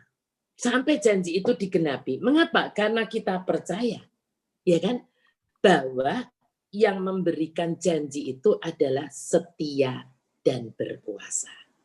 Ya, nah kita mau lihat ayatnya supaya ibu-ibu lebih lebih klek gitu. Ya, kita mau lihat ayatnya dari ini. Sebentar saya carikan ayatnya. Ya. Kita mau lihat nih, kita mau lihat karena iman ianya di sini adalah Abraham gitu ya. Karena iman ia juga dan Sarah beroleh kekuatan untuk menurunkan anak cucu walaupun usianya sudah lewat. Ini fakta dunianya, usianya sudah tuek-tuek gitu ya. Kenapa? Karena ia menganggap dia yang memberikan janji itu setia. Ya, karena dia yang memberikan janji itu setia. Itu sebabnya kita mau menanti sampai janjinya itu tergenapi, digenapi gitu ya. Seberapa Anda dan saya masih percaya gitu. Tuhan yang memberikan janji kepada kita itu setia, maka selama itu pula Anda dan saya akan terus menantikan janji itu terlaksana. Ya, tetapi saat kita sudah tidak percaya bahwa kita punya Allah yang setia, Allah yang berkuasa melaksanakan apa yang Dia sudah janjikan, ya kita sudah akan berhenti menantikan janji itu terrealisasi dalam hidup Anda dan saya. Dan memang inilah yang ditunggu-tunggu oleh si jahat, oleh setan yang tadi saya berkata, dan diupayakan, bukan hanya ditunggu, diupayakan dengan sekuat tenaga oleh si jahat. Ya, dengan cara yaitu tadi meniup-niupkan keraguan, mendakwa dan sebagainya. Ya. Nah, seberapa Anda dan saya bisa percaya kepada Dia. Nah, itu sebabnya gitu ya, sebelum nanti saya berikan satu ayat terakhir, saya ingin tunjukkan ada satu buku yang saya pakai sebagai saat teduh saya sekian tahun yang lalu, tetapi saya ingin pakai lagi. Apa ini? 100 Names of God Daily Devotional. Ya, ini bagus banget ibu-ibu. Karena mungkin ada ibu-ibu yang seperti tadi Ibu Sisil di awal saya dengar Ibu Sisil waktu mendeklarasikan, Ibu Sisil berkata bahwa engkau adalah Jehovah Rafa, ya, yang akan menyembuhkan. Mungkin ada Jehovah Rafa, Jehovah El Shaddai. Kita semuanya sudah tahu, apalagi Jehovah Jireh. Banyak dari kita semua yang tahu. Tetapi ternyata ada 100 names of God. bisa jadi ada yang sebetulnya keren banget dan Anda bisa perkatakan, tapi Anda enggak tahu. Iya kan? Karena memang bahasanya dari bahasa Ibrani. Nah, ini masih ada kalau mau pesan ini beli, jangan beli ke saya, jangan chat ke saya enggak jual. Tetapi Anda bisa pesan lewat Tokopedia, pilih Kairos Store, ya, tokonya. Namanya betul ya, Kairos Store ya. Saya kadang-kadang suka takutnya kelupaan. Nah, bukunya namanya Kairos ya. Kairos Center Store namanya. Kairos Center Store. Nah, bisa beli. Bukunya namanya 100 Names of God. Nggak usah ditulis pengarangnya Christopher D. Hudson, nggak usah. Ya, pasti nanti dari tim penjualan sudah tahu. Beneran ini bagus. Devonya pendek-pendek, Bu. Tapi memang in English. Jadi kalau yang nggak fasih bahasa Inggris, at least pasif, memang nggak bisa. Belum diterjemahkan, Bu, silahkan kalau ada yang mau menerjemahkan. Ya, pamit. Nanti mungkin bisa menolong banyak ibu-ibu yang lain. Ya. Nah, tetapi saya mau share satu lagi untuk memberikan peneguhan buat kita semua. Ya, ada satu ayat yang saat teduh saya kemarin. Dan makanya saya baru tambahkan tadi malam. Ya, saya tambahkan. Kita lihat sama-sama ya, dari The Passion. Jesus Christ is the Son of God, and He has never been both a yes and a no. Never. Yeah, He has always been and always will be for us a resounding yes. For all of God's promises find their yes a fulfillment in Him. And as His yes and our amen ascend to God, we bring Him glory. Kalau diterjemahkan bebasnya, Yesus Kristus adalah anak Allah dan Dia tidak pernah berkata ya dan sekaligus tidak. Nanti saya jelaskan. Dia selalu dan akan selalu menggemakan ya bagi kita. Karena semua janji Allah menemukan ya dalam penggenapannya di dalam Dia. Dan saat ya dari Dia dan amin dari kita naik kepada Allah, kita membawa kemuliaan baginya. Paham nggak maksudnya ibu-ibu? Gini, kalau Tuhan Yesus memberi janji kepada Anda dan saya, itu artinya Dia berkata ya, gitu. Ya, Dia berkata ya, bahwa Ia pasti menepati janjinya. Bukan bisa menepati, bisa tidak. Ya kan? Jadi bukan yes, tapi juga bisa no. Enggak. Dari pihak Dia itu yes, bold yes. Ya, Dia pasti menepati. Karena janjinya adalah apa? Ya dan amin di dalam nama Tuhan Yesus. Ya, nah dari sisi kitalah yang perlu mengeluarkan amin. Kata sepakat, amin itu kan setuju, ya kan, sepakat dengan janji tersebut dengan cara tadi mendeklarasikan, memperkatakan. Saat Anda dan saya sepakat dengan Tuhan, ya-nya Yesus dan aminnya kita, itu istilah saya begini, to God be the glory. Ketika to God be the glory, dan pasti jadi. Kerajaanmu datang, kehendakmu jadi. Paham ya sekarang ya, ibu-ibu semuanya ya? Saya sungguh-sungguh berdoa. Tidak ada satupun dari wanita hebat dan dikasihi Tuhan di tempat ini yang rela menyerahkan janji-janji Tuhan kepada kita itu dibawa dan dihabisi oleh si jahat. Siapa bilang amin? Angkat dua tangan Anda di hadapan Tuhan. Ya, angkat tangan Anda dua-dua di hadapan Tuhan. Bu, tapi kok kadang saya merasa, Bu, janji Tuhan itu kok terlalu ajaib ya, Bu. Hampir-hampir mustahil gitu buat saya. Kan masih banyak yang punya iman minder kayak begini kan. Itu bukan rendah hati itu, Bu, itu minder. Iya kan? Nah, gimana kalau seperti itu? Gimana kalau seperti itu? Jawaban saya cuma satu. Ya, jawaban saya cuma satu. Ada di ayat terakhir yang saya ingin bagikan kepada Anda semuanya. Ya, saya ingin bagikan ini di ayat terakhir yang saya bagikan hari ini. Kalau Anda merasa bahwa terlalu besar janji Tuhan itu dan terlalu mustahil itu untuk Anda dan saya bisa terima menjadi kenyataan, menjadi fakta di dalam hidup kita. Ayat terakhir saya hari ini adalah, tetapi seperti ada tertulis, apa yang tidak pernah dilihat oleh mata dan tidak pernah didengar oleh telinga dan yang tidak pernah timbul di dalam hati manusia, semua yang disediakan Allah untuk mereka yang mengasihi Dia. Sekali lagi bilang amin. Amin ya ibu-ibu, amin, amin, amin. Saya akan buka Q&A, tetapi sebelumnya Ibu Marta mungkin bisa memberikan rule-nya untuk kita bisa enak nanti untuk Q&A-nya sambil saya pamit mau kencing. Saya udah kebelet pipis ini karena di rumah saya dingin. Jadi silakan ya, nah Bu Marta nanti jelaskan dulu. Setelah itu juga akan Ibu Sisil juga akan memimpin untuk satu lagu ya Bu Sisil ya, untuk kita disiapkan untuk masuk ke dalam pertanyaan dan Q&A ya. Jadi ada pertanyaan pasti nanti dijawab. Kalau saya nggak bisa jawab gimana? Yo nanti saya tanyakan Tuhan jawabannya.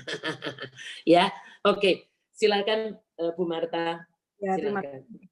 Bu Glory, terima kasih, khotbahnya sangat memberkati ya. Kita sekarang sampai kepada sesi Q&A, question and answer. Kita hanya punya waktu 15 menit untuk tanya jawab ini. Silahkan ibu-ibu, saya akan share ya untuk peraturannya.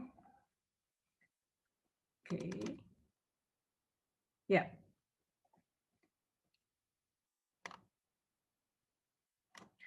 Ya, jadi ibu-ibu boleh mengajukan pertanyaan.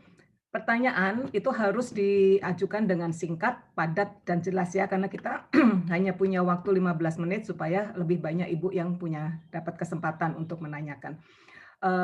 Caranya bagaimana? Ibu-ibu bisa tulis pertanyaan di chat seperti yang tadi sudah dilakukan.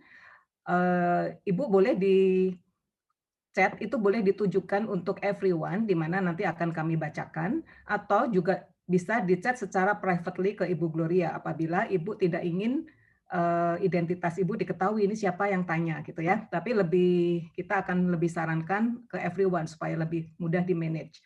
Selain tulis di chat, Ibu-ibu juga bisa bertanya lisan langsung, audionya kita akan unmute, tapi caranya karena kita sudah mute secara otomatis, caranya ibu-ibu silahkan raise hand. Ya, raise hand bisa diklik di nama Anda, terus nanti ada pilihan yang gambarnya tangan diangkat. Nah, itu raise hand, nanti kita akan meng-unmute Anda. Oke. Yes. Nah, kita akan beri waktu untuk ibu-ibu menulis pertanyaannya di chat. Boleh silahkan langsung di chat, sambil kita akan, Ibu Sisil akan membawakan satu pujian. Silakan Bu Sisil. Ya, terima kasih Bu Marta. Yuk, kami sungguh percaya Tuhan akan rancangan-Mu, bahkan kami percaya akan waktu-Mu Tuhan. Rancangan-Mu adalah selalu yang indah untuk hidup kami, dan waktu-Mu adalah yang terbaik. Tepat pada waktunya, Tuhan akan menolong kami, menyembuhkan, memulihkan kami, bahkan memberkati kami. Pengaturan dan proteksi Tuhan sungguh sangat sempurna di dalam hidup kami semua. Bila Kau izinkan sesuatu terjadi,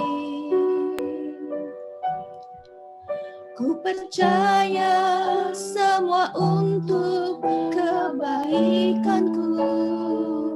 Bila nanti telah tiba waktu-Mu, ku percaya kuasa-Mu memulihkan hidupku.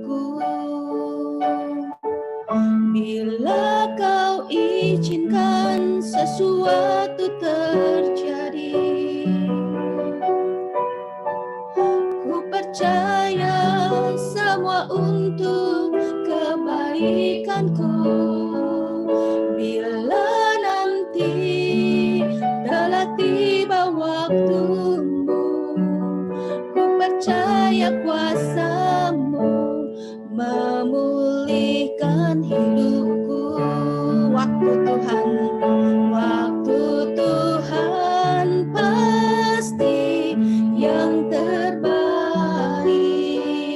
walau kadang tak mudah dimengerti.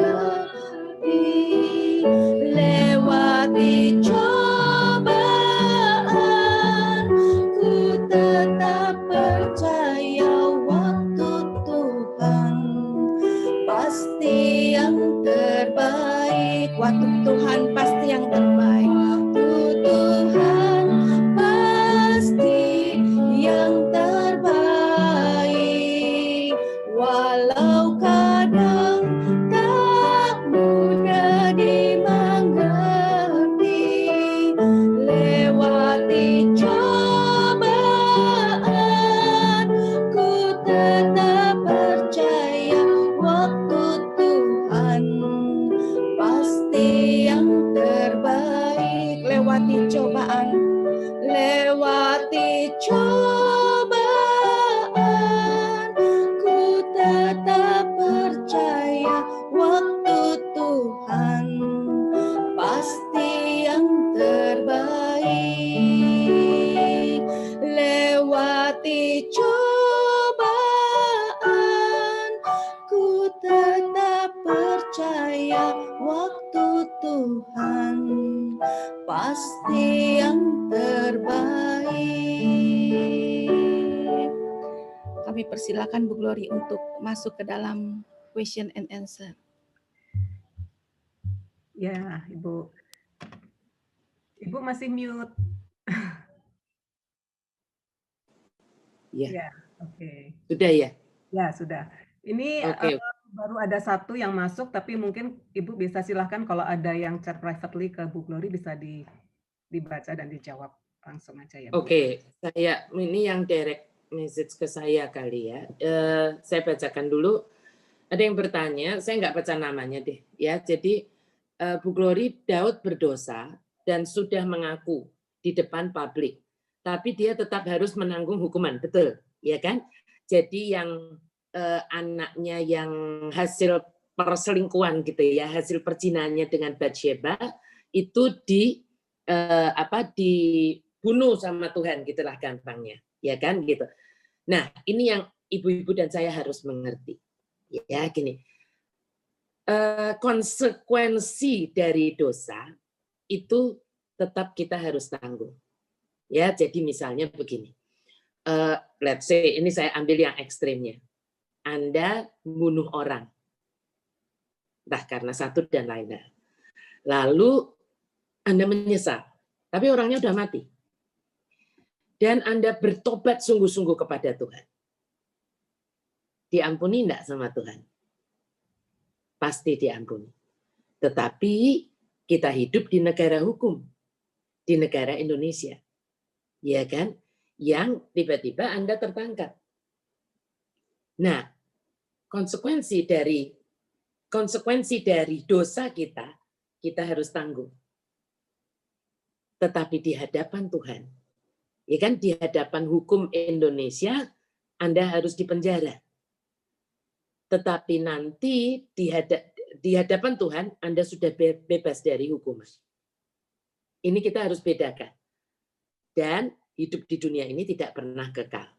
Ya kan? Let's say misalnya, zaman Anda pasti ingat yang Anda yang usianya sesaya, pasti dulu zaman kita remaja ada penjahat yang kambuhan namanya Kusni Kasdut. Dan ketika dia dipenjara dan diputuskan hukumannya adalah hukuman mati. Iya kan? Tetapi Kusni Kasdut itu bertobat. Dan dia sungguh-sungguh akhirnya menjadi orang yang percaya, anak Tuhan. Tetapi ya tetap hukumannya tetap harus dijalankan. Tetapi yang kita harus tahu adalah bahwa di the judgment seat of Christ nanti, ya, di tahta pengadilan Kristus, catatan bahwa dia pernah menjadi pembunuh itu sudah nggak ada. Bisa paham ya? Semoga sampai di sini. Jadi konsekuensi dari apa yang kita lakukan, Tuhan tetap minta untuk kita ini kita ini tanggung seringkali, ya. Tetapi hukuman atas dosa itu di hadapan Tuhan itu kita sudah dibebaskan. Ya, kita sudah dibebaskan. Semoga ini menjawab. Ada lagi yang bertanya, saya urut ya ini Bu, bagaimana kita bisa tahu misalnya ada yang sakit, tetapi kita minta kesembuhan. Ingat ya, saya baca pelan-pelan. Kita minta kesembuhan. Lalu selanjutnya Ibu ini berkata, kita percaya Tuhan bisa menyembuhkan. Tapi ternyata kesembuhan tidak terjadi. bagaimana iman kita seharusnya dan firman Tuhan tentang ini. Nah, kembali ibu-ibu, tadi saya sudah katakan kan, saya berharap ibu-ibu tahu artinya mendapatkan atau menerima janji Tuhan. Betul, Tuhan adalah Jehovah Rafa, Tuhan yang penyembuh. Secara umum kita bisa berkata demikian ketika mendoakan seseorang, ya. Tetapi bicara janji Tuhan itu bicara hal yang lain. Saya tidak kasih contoh orang lain nanti salah. Saya kasih contoh saja waktu saya mendoakan kesembuhannya mami saya. Ya, saya mendoakan sungguh, bisa dibilang siang dan malam atau bisa dibilang pagi, siang dan malam.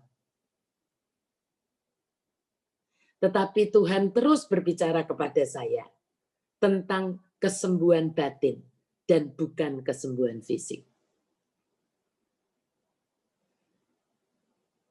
Sedih enggak Bu Glory? Sedih. Saya harus berkata, sedih. Tetapi saya mau belajar sepakat dengan Tuhan. Sehingga saya menyiapkan mami saya. Waktu masih bisa diajak bicara, gitu ya. Saya lebih menyiapkan, bukan berarti saya tidak melatih, waktu itu awal-awalnya ya masih ada fisioterapi dan sebagainya. Itu tetap saya lakukan, tetapi lebih daripada itu, karena janji Tuhan untuk saya tentang mami adalah kesembuhan. Semua lukanya, ada yang saya tahu, ada yang mungkin saya tidak tahu, ada yang mungkin beliau keep dari saya anaknya, bisa jadi. Dan Tuhan ingatkan itu. Dan saya ajak mami saya untuk rilis itu. Dibacakan firman Tuhan, diajak ngobrol, waktu masih bisa diajak ngobrol. Sampai ketika mami saya benar-benar sudah tidak bersuara lagi, tidak bisa diajak komunikasi lagi, hati saya sudah lega. Saya tahu ini hanya menunggu waktunya Tuhan saja. Ya kan? Tetapi ketika saya berdoa untuk kesembuhan saya sendiri, saya mendapatkan janji dari Tuhan dari Yeremia 30 ayat 17 bahwa aku akan mendatangkan, mengembalikan kesembuhan bagimu dan menyembuhkan luka-lukamu. Nah, saya perkatakan Yeremia 30 ayat 17 itu sampai dengan hari ini. Ibu Glory-nya sudah sembuh belum dari lututnya yang sakit? Belum. Totally sembuh belum? Lutut saya kalau berdiri masih bengkak di kaki kanan. Kok Bu Glory berani membawakan janji Tuhan? Justru itu. Dengan membawakan ini, itu seperti pedang bermata dua kan? Saya juga harus memperkatakan firman Tuhan. Artinya seperti ini. Saya nggak hanya omdo. Ya, nanti kalau saya sembuh, ibu-ibu semua menjadi saksinya. Kenapa saya juga mempercayai ini? Karena saya pernah, yang saya cerita, seringkali di Women saya cerita bahwa saya dari umur 13 sampai umur 13 tahun mulai sakit yang di tulang belakang, dan Tuhan berjanji untuk menyembuhkan saya, tetapi saya baru disembuhkan Tuhan, benar-benar physically sembuh, umur 46. Saya tahu Allah saya tetap Allah yang setia. Kenapa Bu sepanjang itu? Kalau Tuhan mau menyembuhkan dalam sehari, dalam sebulan, dalam seminggu, dalam setahun bisa. Kenapa? Itu hak prerogatifnya Tuhan. Tetapi akhirnya saya mengerti, banyak hal saya harus belajar tentang karakter dia, supaya akhirnya saya bisa bercerita hari ini. Kalau saya berdoa besok sembuh, saya berdoa besok beres, mungkin ibu-ibu semua akan berkata begini, Ibu Glory nggak pernah belajar menanti janji Tuhan, ya aja Bu Glory gampang bilang begitu. Jangan salah. Saya diajar Tuhan menantikan janjinya, janji untuk kesembuhan saya di usia 13 dan baru terjadi di usia 46 tahun. Dan saya harus bersaksi hari ini, saya tetap punya Allah yang setia. Dan dia tetap Jehovah Rafa. Ya, tetapi kita kalau ibu pengen tahu janji Tuhan untuk, saya nggak tahu ini kesembuhannya siapa, orang sakitnya ini siapa, baiklah ibu hadapkan. Kalau saya dulu ya menghadapkan mami saya itu ke hadapan Tuhan. Tetapi apapun yang Tuhan janjikan, mari sepakat dengan Tuhan. Itu jawaban saya. Ya. Lalu ibu ini juga bertanya, saat kita mengalami gangguan dalam pikiran yang terus yang terus mengerikan dan tidak bisa kontrol karena datang terus. Jadi pikirannya yang mengerikan itu datang terus gitu ya, saya menangkapnya. Bagaimana menghentikannya? Firman Tuhan apa yang harus diperkatakan? Satu, menghentikannya pastinya dengan firman Tuhan, Ibu. Bukan dengan yang lain. Semakin kita berkata, saya nggak mau mikir itu, saya nggak mau mikir itu, saya nggak mau mikir itu, semakin mikir. Ya, karena yang namanya manusia itu makhluk yang dinamis, bukan yang statis. Sehingga begini, pikiran kita itu nggak mungkin kosong. Nggak mungkin, Bu. Jangan percaya orang bilang pikiran bisa dikosongkan, nggak bisa. Pikiran itu bisa disubstitusi, nggak bisa dikosongkan. Jadi untuk mengganti yang satu harus dimasukin yang lain. Nah, makanya hati-hati. Dimasukin apa ini? Ya, harus dimasukin firman. Ibu boleh catat firman Tuhan dari saya. Kita bisa lihat ibu-ibu yang lain juga. 2 Korintus 10 ayat yang kelima. 2 Korintus 10 ayat yang kelima berkata, Paulus ini ya mengajari kita begini. Kami mematahkan setiap siasat orang dan merubuhkan setiap kubu yang dibangun oleh keangkuhan manusia untuk menentang pengenalan akan Allah. Ya, iblis itu seringkali memasukkan pikiran-pikiran yang mengerikan untuk menentang pengenalan Anda akan Tuhan. Tetapi apa yang Paulus kerjakan? Kami menawan segala pikiran dan menaklukkannya kepada Kristus. Jadi Anda bisa berkata, Bu, begini, saya menawan semua pikiran-pikiran yang mengerikan ini, yang datang-datang terus dalam nama Tuhan Yesus, saya taklukkan itu, saya lakukan di kayu salibnya Tuhan Yesus, dan selesai. Tapi tidak bisa berhenti di situ. Lalu Anda counter dengan kebenaran-kebenaran firman Tuhan. Salah satunya ini, Anda bisa berkata, saya sudah menawan segala pikiran dan menaklukkannya pada Kristus. Mengerikannya ini kan macam-macam. Misalnya, gitu, ya kan? Misalnya tentang keuangan, misalnya seperti itu. Anda bisa baca dari Matius 6, ya kan, tentang bahwa burung pipit itu dipelihara, dan nanti Anda akan menemukan nggak bisa diberikan oleh orang lain. Ya, jadi ibu yang harus bergaul karib dengan Tuhan dan mendapatkan janji itu. Jangan ambil janji-janjinya orang lain. Janji untuk saya Yeremia 30 ayat 17 belum tentu berlaku untuk orang yang lain. Jangan saya mau klaim janji Tuhan atas Ibu Glory, ya belum tentu. Ya, seperti itu, tapi bisa juga sama. Ya. Oke, saya harap ini menolong.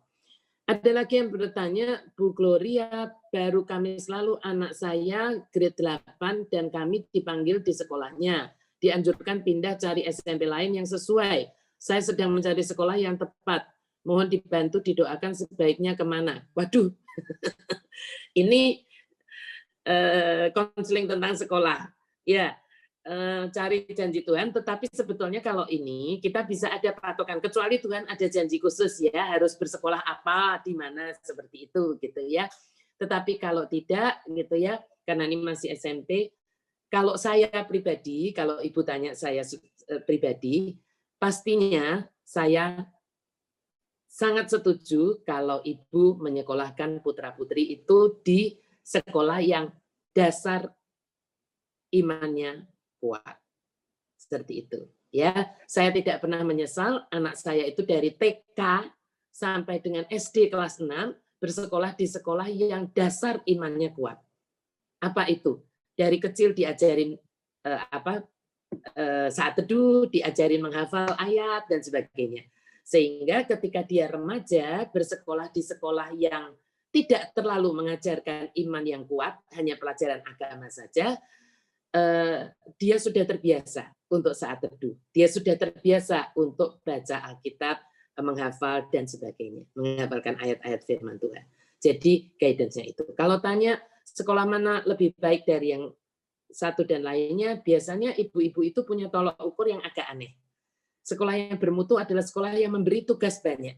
Yang pelajarannya sulit. Kalau saya tidak.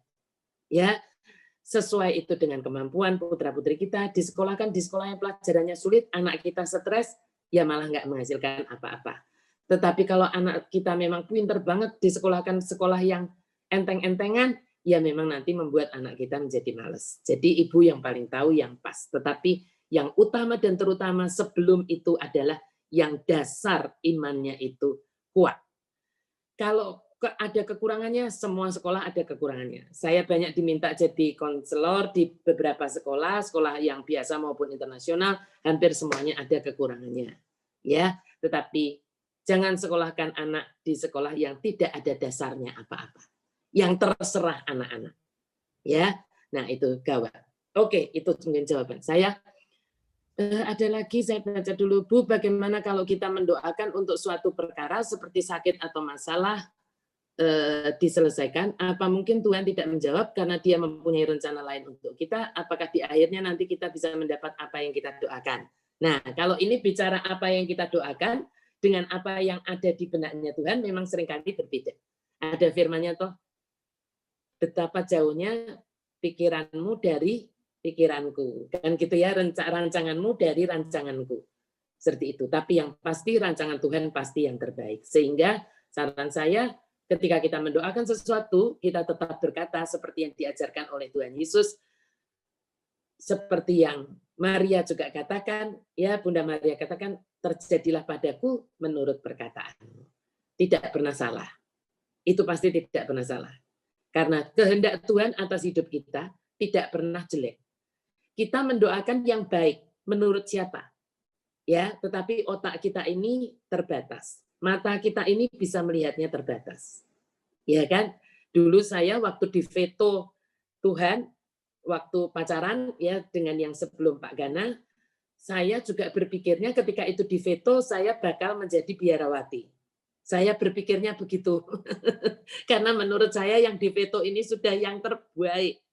Nah, itu kan pikiran saya di usia belasan tahun. Tetapi ketika saya mau submit kepada Tuhan, terjadilah kehendak-Mu, Tuhan mempertemukan saya dengan yang terbaik, ya, yang menemani saya 31 tahun sampai dengan hari ini, ya. Seperti itu gitu. Jadi itu yang saya bisa bagikan. Ada lagi, dahulu saya pernah ikut misa penyembuhan di Romo Yohanes dan saat ujian ada umat yang berbahasa roh. Saya terkejut dan merasa terganggu. Saat itu saya belum mengerti. Apakah karena itu sampai saat ini saya belum menerima karunia bahasa roh walaupun sudah memintanya kepada Tuhan? Apakah saya sudah mendukakan Roh Kudus? Karena itu, Bu, terima kasih, Bu. Tuhan memberkati. Terima kasih kembali. Ya, saya jawab dari yang terakhir dulu.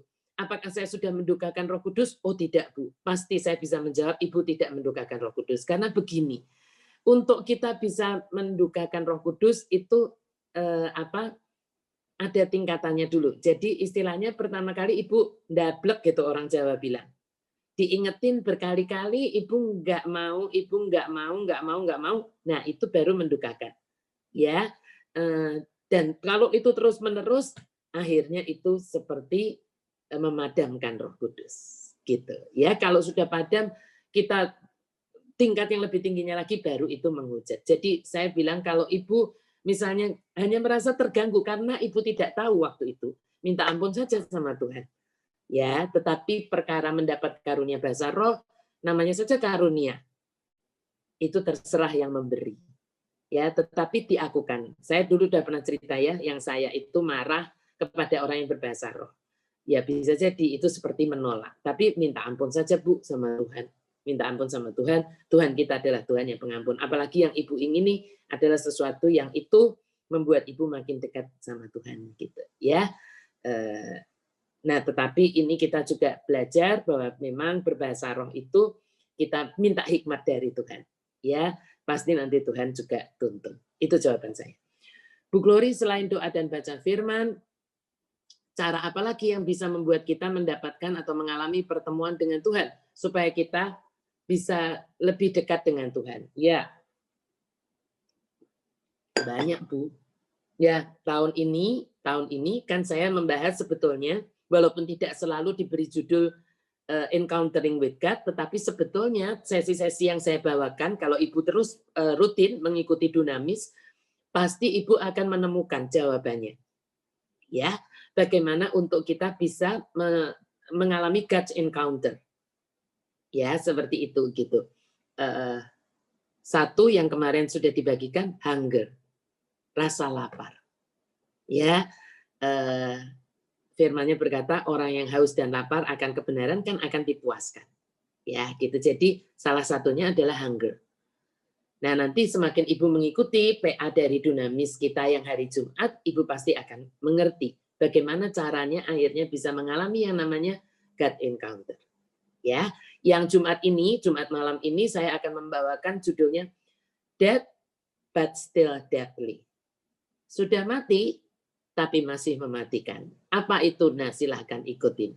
Ya, silahkan ikutin. Nanti Ibu akan makin mengerti, makin dibangun. Saya berdoa hopefully sampai dengan akhir tahun ini banyak dari ibu-ibu yang sungguh-sungguh akhirnya mengalami yang namanya God encounter. Nggak bisa di dalam satu kali pertemuan. Ya, oke. Ini apa? Oh, ini ada dari Ibu Lince tadi mengutipkan ya yang 2 Korintus 10 ayat 5. Lalu ada yang bertanya juga ini, Ibu saya mau bertanya bagaimana mengajarkan dengan sabar dalam pemulihan iman anak saya. Anak saya berumur 15 tahun saat dedinya meninggal di samping dia. Ditabrak dan meninggal di depan matanya. Lalu dia melihat maminya dicaci maki dan dipukuli oleh penabrak. Anak saya namanya Yeskiel, dia anak yang baik dan tetap mau berdoa bersama saya, tetapi terkadang dia cerita ke saya bahwa Tuhan tidak adil dengan dia. Iya, saya ikut bersimpati, saya tahu ini satu momen, satu kejadian yang sekali tetapi tidak mudah. Saya harus berkata, to be honest, tidak mudah ya untuk anak usia remaja 15 tahun melihat di depan mata seperti itu dan ya itulah dunia ini gitu ya. Kalau saya boleh menjawabnya adalah tidak ada cara lain Bu, kecuali yang pertama dengan kasih Ibu dan teladan dari Ibu, bagaimana Ibu tetap dekat dan mencari Tuhan dan percaya kepada Tuhan di tengah semua keadaan yang tidak enak. Ya, di tengah iritasi, di tengah konflik. Itu ada di khotbah saya hari Jumat ini nanti. Ya, di khotbah saya hari Jumat ini nanti kalau Ibu ikutin sampai dengan terakhir, pasti bukan kebetulan kalau Tuhan minta saya menyiapkan hal ini. Ya, gitu. Jadi saya padahal nggak tahu persoalan Ibu, ya, tetapi Tuhan sayang sama Ibu sehingga lewat saya Tuhan meminta untuk menyiapkan. Tidak especially berkata tentang kecelakaan atau apa, tetapi ini adalah satu konflik dan iritasi yang tidak mudah dihadapi oleh Ibu dan oleh anaknya Ibu, ya putra Ibu yang masih berusia 15 tahun. Tetapi tidak ada cara lain untuk menyembuhkan hati yang teriritasi dan luka kecuali dengan God encounter. Jadi saran saya buat Tuhan itu menjadi sesuatu yang menyenangkan, sesuatu yang hidup di dalam hidup anak Ibu untuk membalut yang kemarin itu. Ya, dengan cara Ibu sendiri meneladani dan jalan tiap hari dengan Tuhan. Dan jangan lupa untuk terus didoakan siang dan malam untuk supaya putra Ibu mengalami jamahan Tuhan. Ya, jamahan Tuhan. Jangan sampai menjadi yang sekuler karena kalau menjadi sekuler akhirnya sulit untuk membalut hatinya. Itu jawaban saya. Nanti silakan juga Ibu mengikuti sesi Jumat ini, ya Bu. Saya setuju dengan penjelasan Ibu tentang pembunuh yang diampuni. Bagi saya dari awal kejadian yang menimpa hidup saya sendiri tidak bisa berbuat apa-apa kecuali berdoa mengucap syukur buat segala yang Tuhan beri baik duka dan suka karena saya yakin Tuhan punya tujuan indah buat saya dan anak saya. Ya, amin, amin Ibu. Ya gitu. Tapi bukan sebetulnya lewat doa itu kita bukan tidak bisa berbuat apa-apa. Kan banyak orang buat statement begini ya, saya nggak bisa apa-apa. Ya sudah saya berdoa saja. Oh tidak. Doa orang benar yang didoakan dengan sungguh-sungguh besar kuasanya. Lutut kita itu lebih berkuasa untuk melakukan sesuatu, istilah saya. Ya, gitu. Jadi mari doa tapi juga mari hidup dengan benar. Ya, karena saat kita berdoa, doa kita itu doa orang benar, itu besar kuasanya. Ya, jadi jangan doa dalam kemarahan, jangan doa dengan kepahitan seperti itu, tetapi doa dengan hati yang beres di hadapan Tuhan. Ya. Bu, bagaimana tentang janji keselamatan bagi anggota keluarga dan hubungannya dengan bagian kita untuk menginjili? Terima kasih. Bu, ya. Begini, janji keselamatan bagi keluarga itu begini. Jadi bagian kita tetap kita harus jalankan. Matius 6 ayat Matius 28 ayat 19 dan 20. Ya, pergi jadikan semua bangsa muridku. Ya, dan ajar mereka melakukan apa yang sudah aku lakukan, kan seperti itu. Itu tetap menjadi bagian kita. Ya. Ketika kita menjalankan bagian kita, Tuhan akan jalankan bagiannya. Apa itu? Jikalau satu orang diselamatkan, seluruh keluarga akan diselamatkan. Tetapi bukan take it for granted. Banyak orang yang salah ini dengan bilang begini, pokoknya gue selamat. Nanti urusan Tuhan, pasti semua keluarga gue pasti selamat. Terus kita, misalnya yang masih punya papa mama, kita nggak honor him, honor her, nggak honor mereka, ya kan papa mama kita. Kita kalau ngomong kasar, kita masih matre, seperti itu. Ya, kita belum jalankan bagian kita. Bagian yang mana, Bu Glory? Mungkin mulut kita sudah bersaksi tentang Tuhan, tetapi Anda dan saya belum jadi garam dan terang. Ya, jadi bagian kita tetap harus kita jalankan. Misalnya ibu-ibu punya suami yang belum diselamatkan, ya kan? Ada firman yang lain, bukan hanya firman bahwa satu orang diselamatkan, seluruh keluarga diselamatkan, tapi ada related juga firman yang berkata bahwa suaminya itu ya yang tidak percaya itu akan dimenangkan oleh kelakuan istrinya. Bukan oleh kata-kata yang berbusa-busa gitu ya. Jadi bagian kita harus kita jalankan, Tuhan akan jalankan bagiannya Tuhan ya.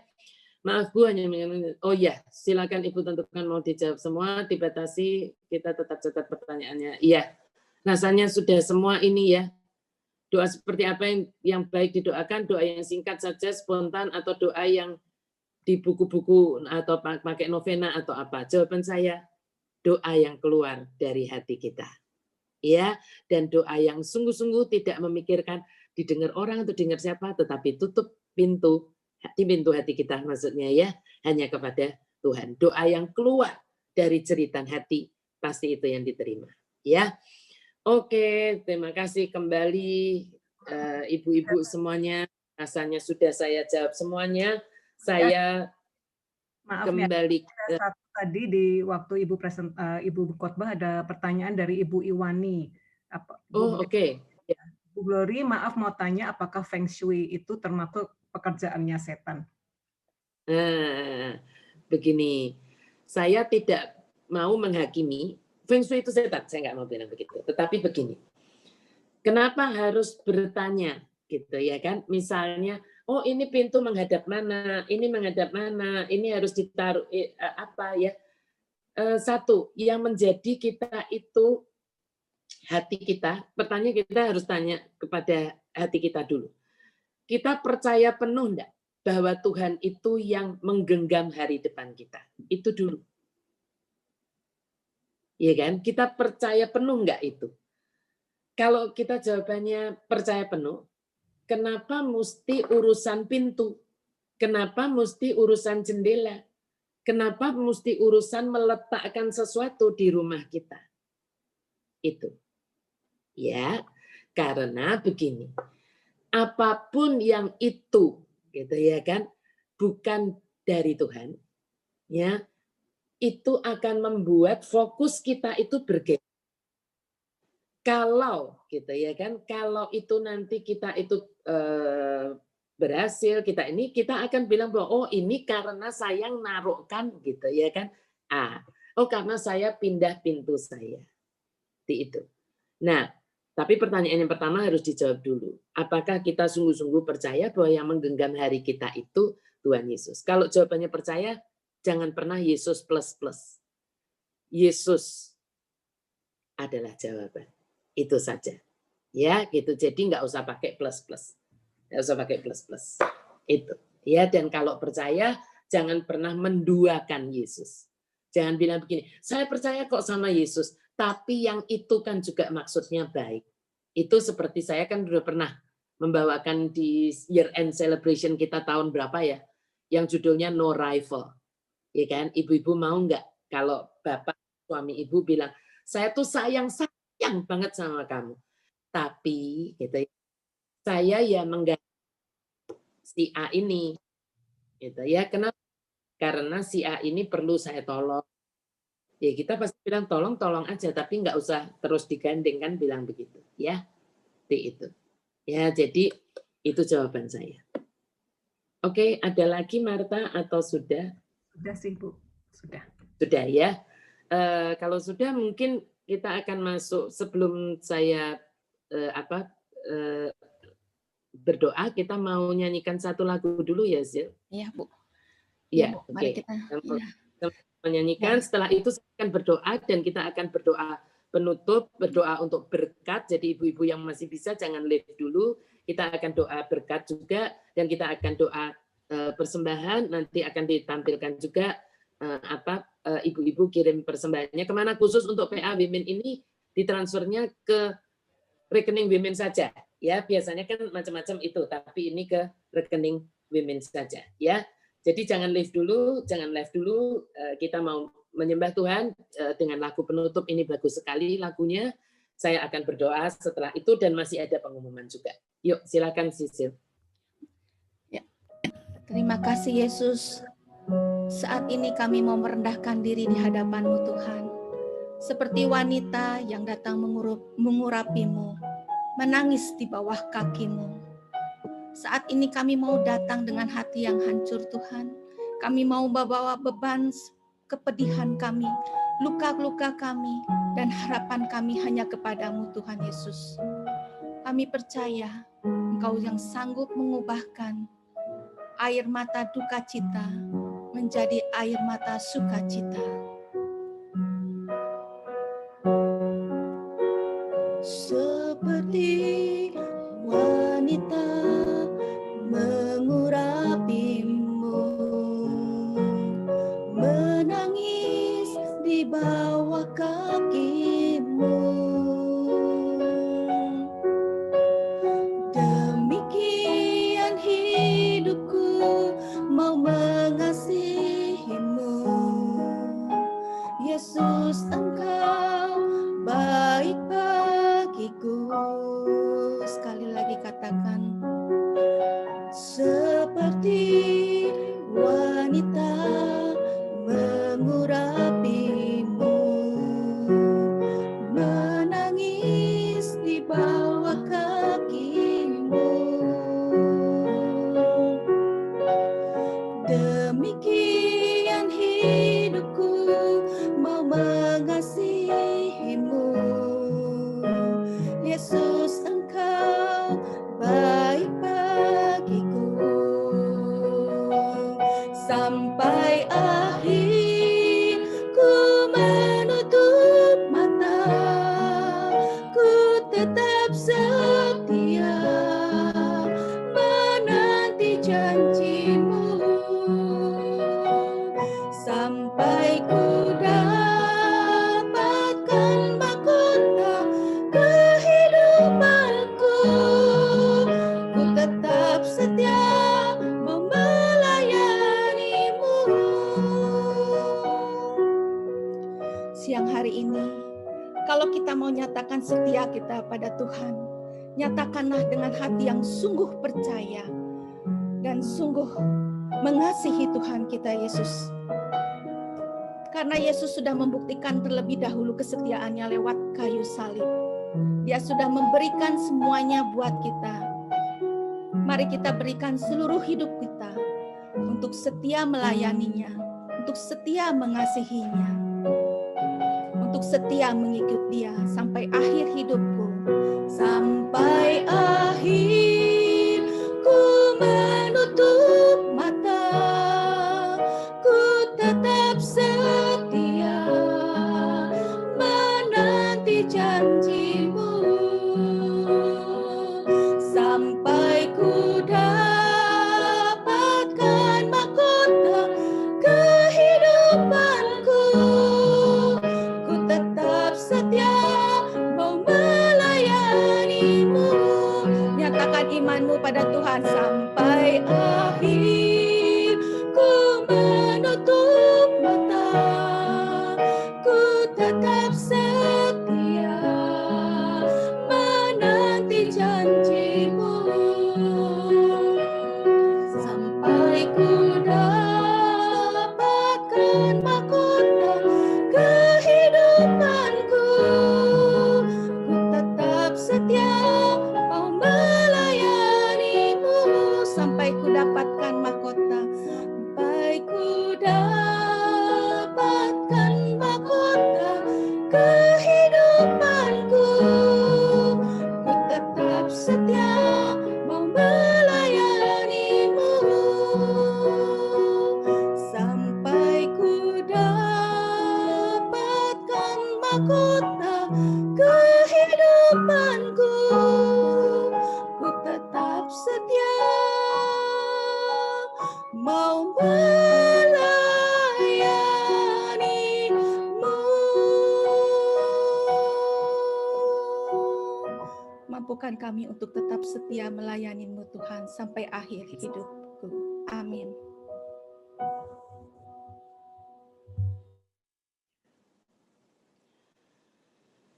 Tuhan, kami datang kepadamu. Kami sungguh-sungguh Tuhan mau menghadapkan hati kami ini kepadamu. Tuhan, Engkau adalah Allah yang berkuasa atas hidup kami. Kami bersyukur Tuhan, kalau Engkau Allah yang berkuasa ini mau memberikan janji-janji-Mu kepada kami, anak-anak-Mu, anak-anak yang mengasihi Engkau, para wanita yang mengasihi Engkau. Biar Tuhan siang hari ini kami sungguh-sungguh diubahkan. Kami menjadi wanita-wanita seperti di dalam lagu ini. Kami sungguh-sungguh sujud di kaki-Mu Tuhan dengan hati yang hancur. Kami mengakukan semua dosa, semua pelanggaran, semua kesalahan yang kami pernah lakukan dan melukai hati-Mu. Dan siang hari ini kami percaya bahwa kami menerima pengampunan dan pentahiran daripada-Mu. Ketika kami datang dengan hati kami yang hancur, sungguh-sungguh Tuhan, kami sudah dibebaskan, diampuni dan dimerdekakan, dan kami disucikan dari semua kekotoran dosa kami. Dan siang hari ini kami tahu, iblis tidak bisa terus-menerus mendakwa kami. Engkau dengar, setan, apapun yang engkau mau tusukkan kepada kami, anak-anak Yesus Kristus Tuhan, kami tidak akan pernah mempercayainya. Kami hanya mau mempercayai satu, perkataan Tuhan kami, perkataan Raja kami. Sehingga apapun yang dikatakan oleh Raja kami ini, kami akan gemakan, kami akan deklarasikan, kami akan perkatakan dengan iman percaya kami, bahwa apapun yang Tuhan sudah janjikan kepada kami, pasti akan Dia laksanakan terjadi dalam hidup kami. Kami tidak akan menyerah, walaupun kami harus menantikan janji-janji ini terjadi di dalam hidup kami. Karena kami percaya, waktu Tuhan adalah waktu yang terbaik. Kami mau percaya bahwa pemikiran Tuhan dan rancangan Tuhan itu yang terbaik bagi kami. Tetapi di dalam menantikan janji-Mu ini Tuhan, kami mau tetap membangun hubungan yang makin intim dengan Tuhan. Sehingga kami tidak terus digoyahkan oleh keraguan-raguan dari si jahat. Kami percaya kami punya Bapa yang mengasihi kami. Kami percaya bahwa semua janji Tuhan adalah ya di dalam hidup kami. Dan ketika kami mengatakan amin kepada janji itu akan memuliakan nama-Mu. Dan biar Tuhan kerajaan-Mu turun dan kehendak-Mu yang jadi di dalam hidup setiap kami anak-anak-Mu. Siang hari ini Engkau melihat hati dari para wanita di tempat ini yang pernah mendapatkan janji daripada-Mu Tuhan. Biar siang hari ini kami semua kembali dikuatkan. Kami tidak mau diragukan bahwa janji itu pasti terjadi di dalam hidup kami. Kami mau menantikan janji itu sampai mahkota kemuliaan itu turun di dalam hidup kami. Kami sungguh bersyukur Tuhan. Dan biar kami terus memuji-muji dan menyembah Engkau di tengah-tengah kami masih menantikan semua janji-Mu ini. Kami tidak mau bersedih hati, karena kekuatan yang dari Tuhan, the joy of the Lord is our strength. Biar di dalam menantikan semua pemenuhan janji-Mu, kami tetap punya sukacita, bukan karena dunia ini, tetapi sukacita yang dari surga, sukacita yang tak pernah tergoyahkan oleh apapun yang terjadi di dunia ini. Hamba sungguh berdoa supaya siang hari ini ada ucapan syukur yang meluap dari hati kami masing-masing. Dan biar ucapan syukur itu kami berikan di dalam bentuk persembahan kami siang hari ini. Persembahan yang bukan karena keharusan, tetapi persembahan yang karena hati kami yang bersyukur dan berterima kasih kepada Engkau, yang setia, yang sabar, yang terus mengencourage kami, untuk kami mengerti kebenaran-kebenaran firman-Mu, dan kami dimerdekakan. Dan biar Tuhan persembahan yang kami taburkan siang hari ini, baunya adalah persembahan yang harum ke hadapan-Mu, seperti persembahan Habel, seperti persembahan Elia. Dan biar favor yang dari Tuhan turun di dalam hidup setiap anak-anak-Mu, mulai siang hari ini, sampai Maranatha, sampai kami bertemu dengan Yesus Kristus Tuhan di awan-awan. Di dalam nama Yesus Kristus Tuhan kami menerima berkat yang terbaik, berkat dari Abraham, Ishak, dan Yakub, berkat dari Allah Bapa, Putra, dan Roh Kudus, turun di dalam hidup kami, anak-anak Tuhan. Mari semua yang percaya dan percaya kami, semuanya, kita semuanya diberkati oleh Tuhan siang hari ini, dimerdekakan karena kebenaran firman-Nya yang memerdekakan hidup kita. Mari katakan dengan kuat, amin. Demi nama Bapa, Putra, dan Roh Kudus. Amin.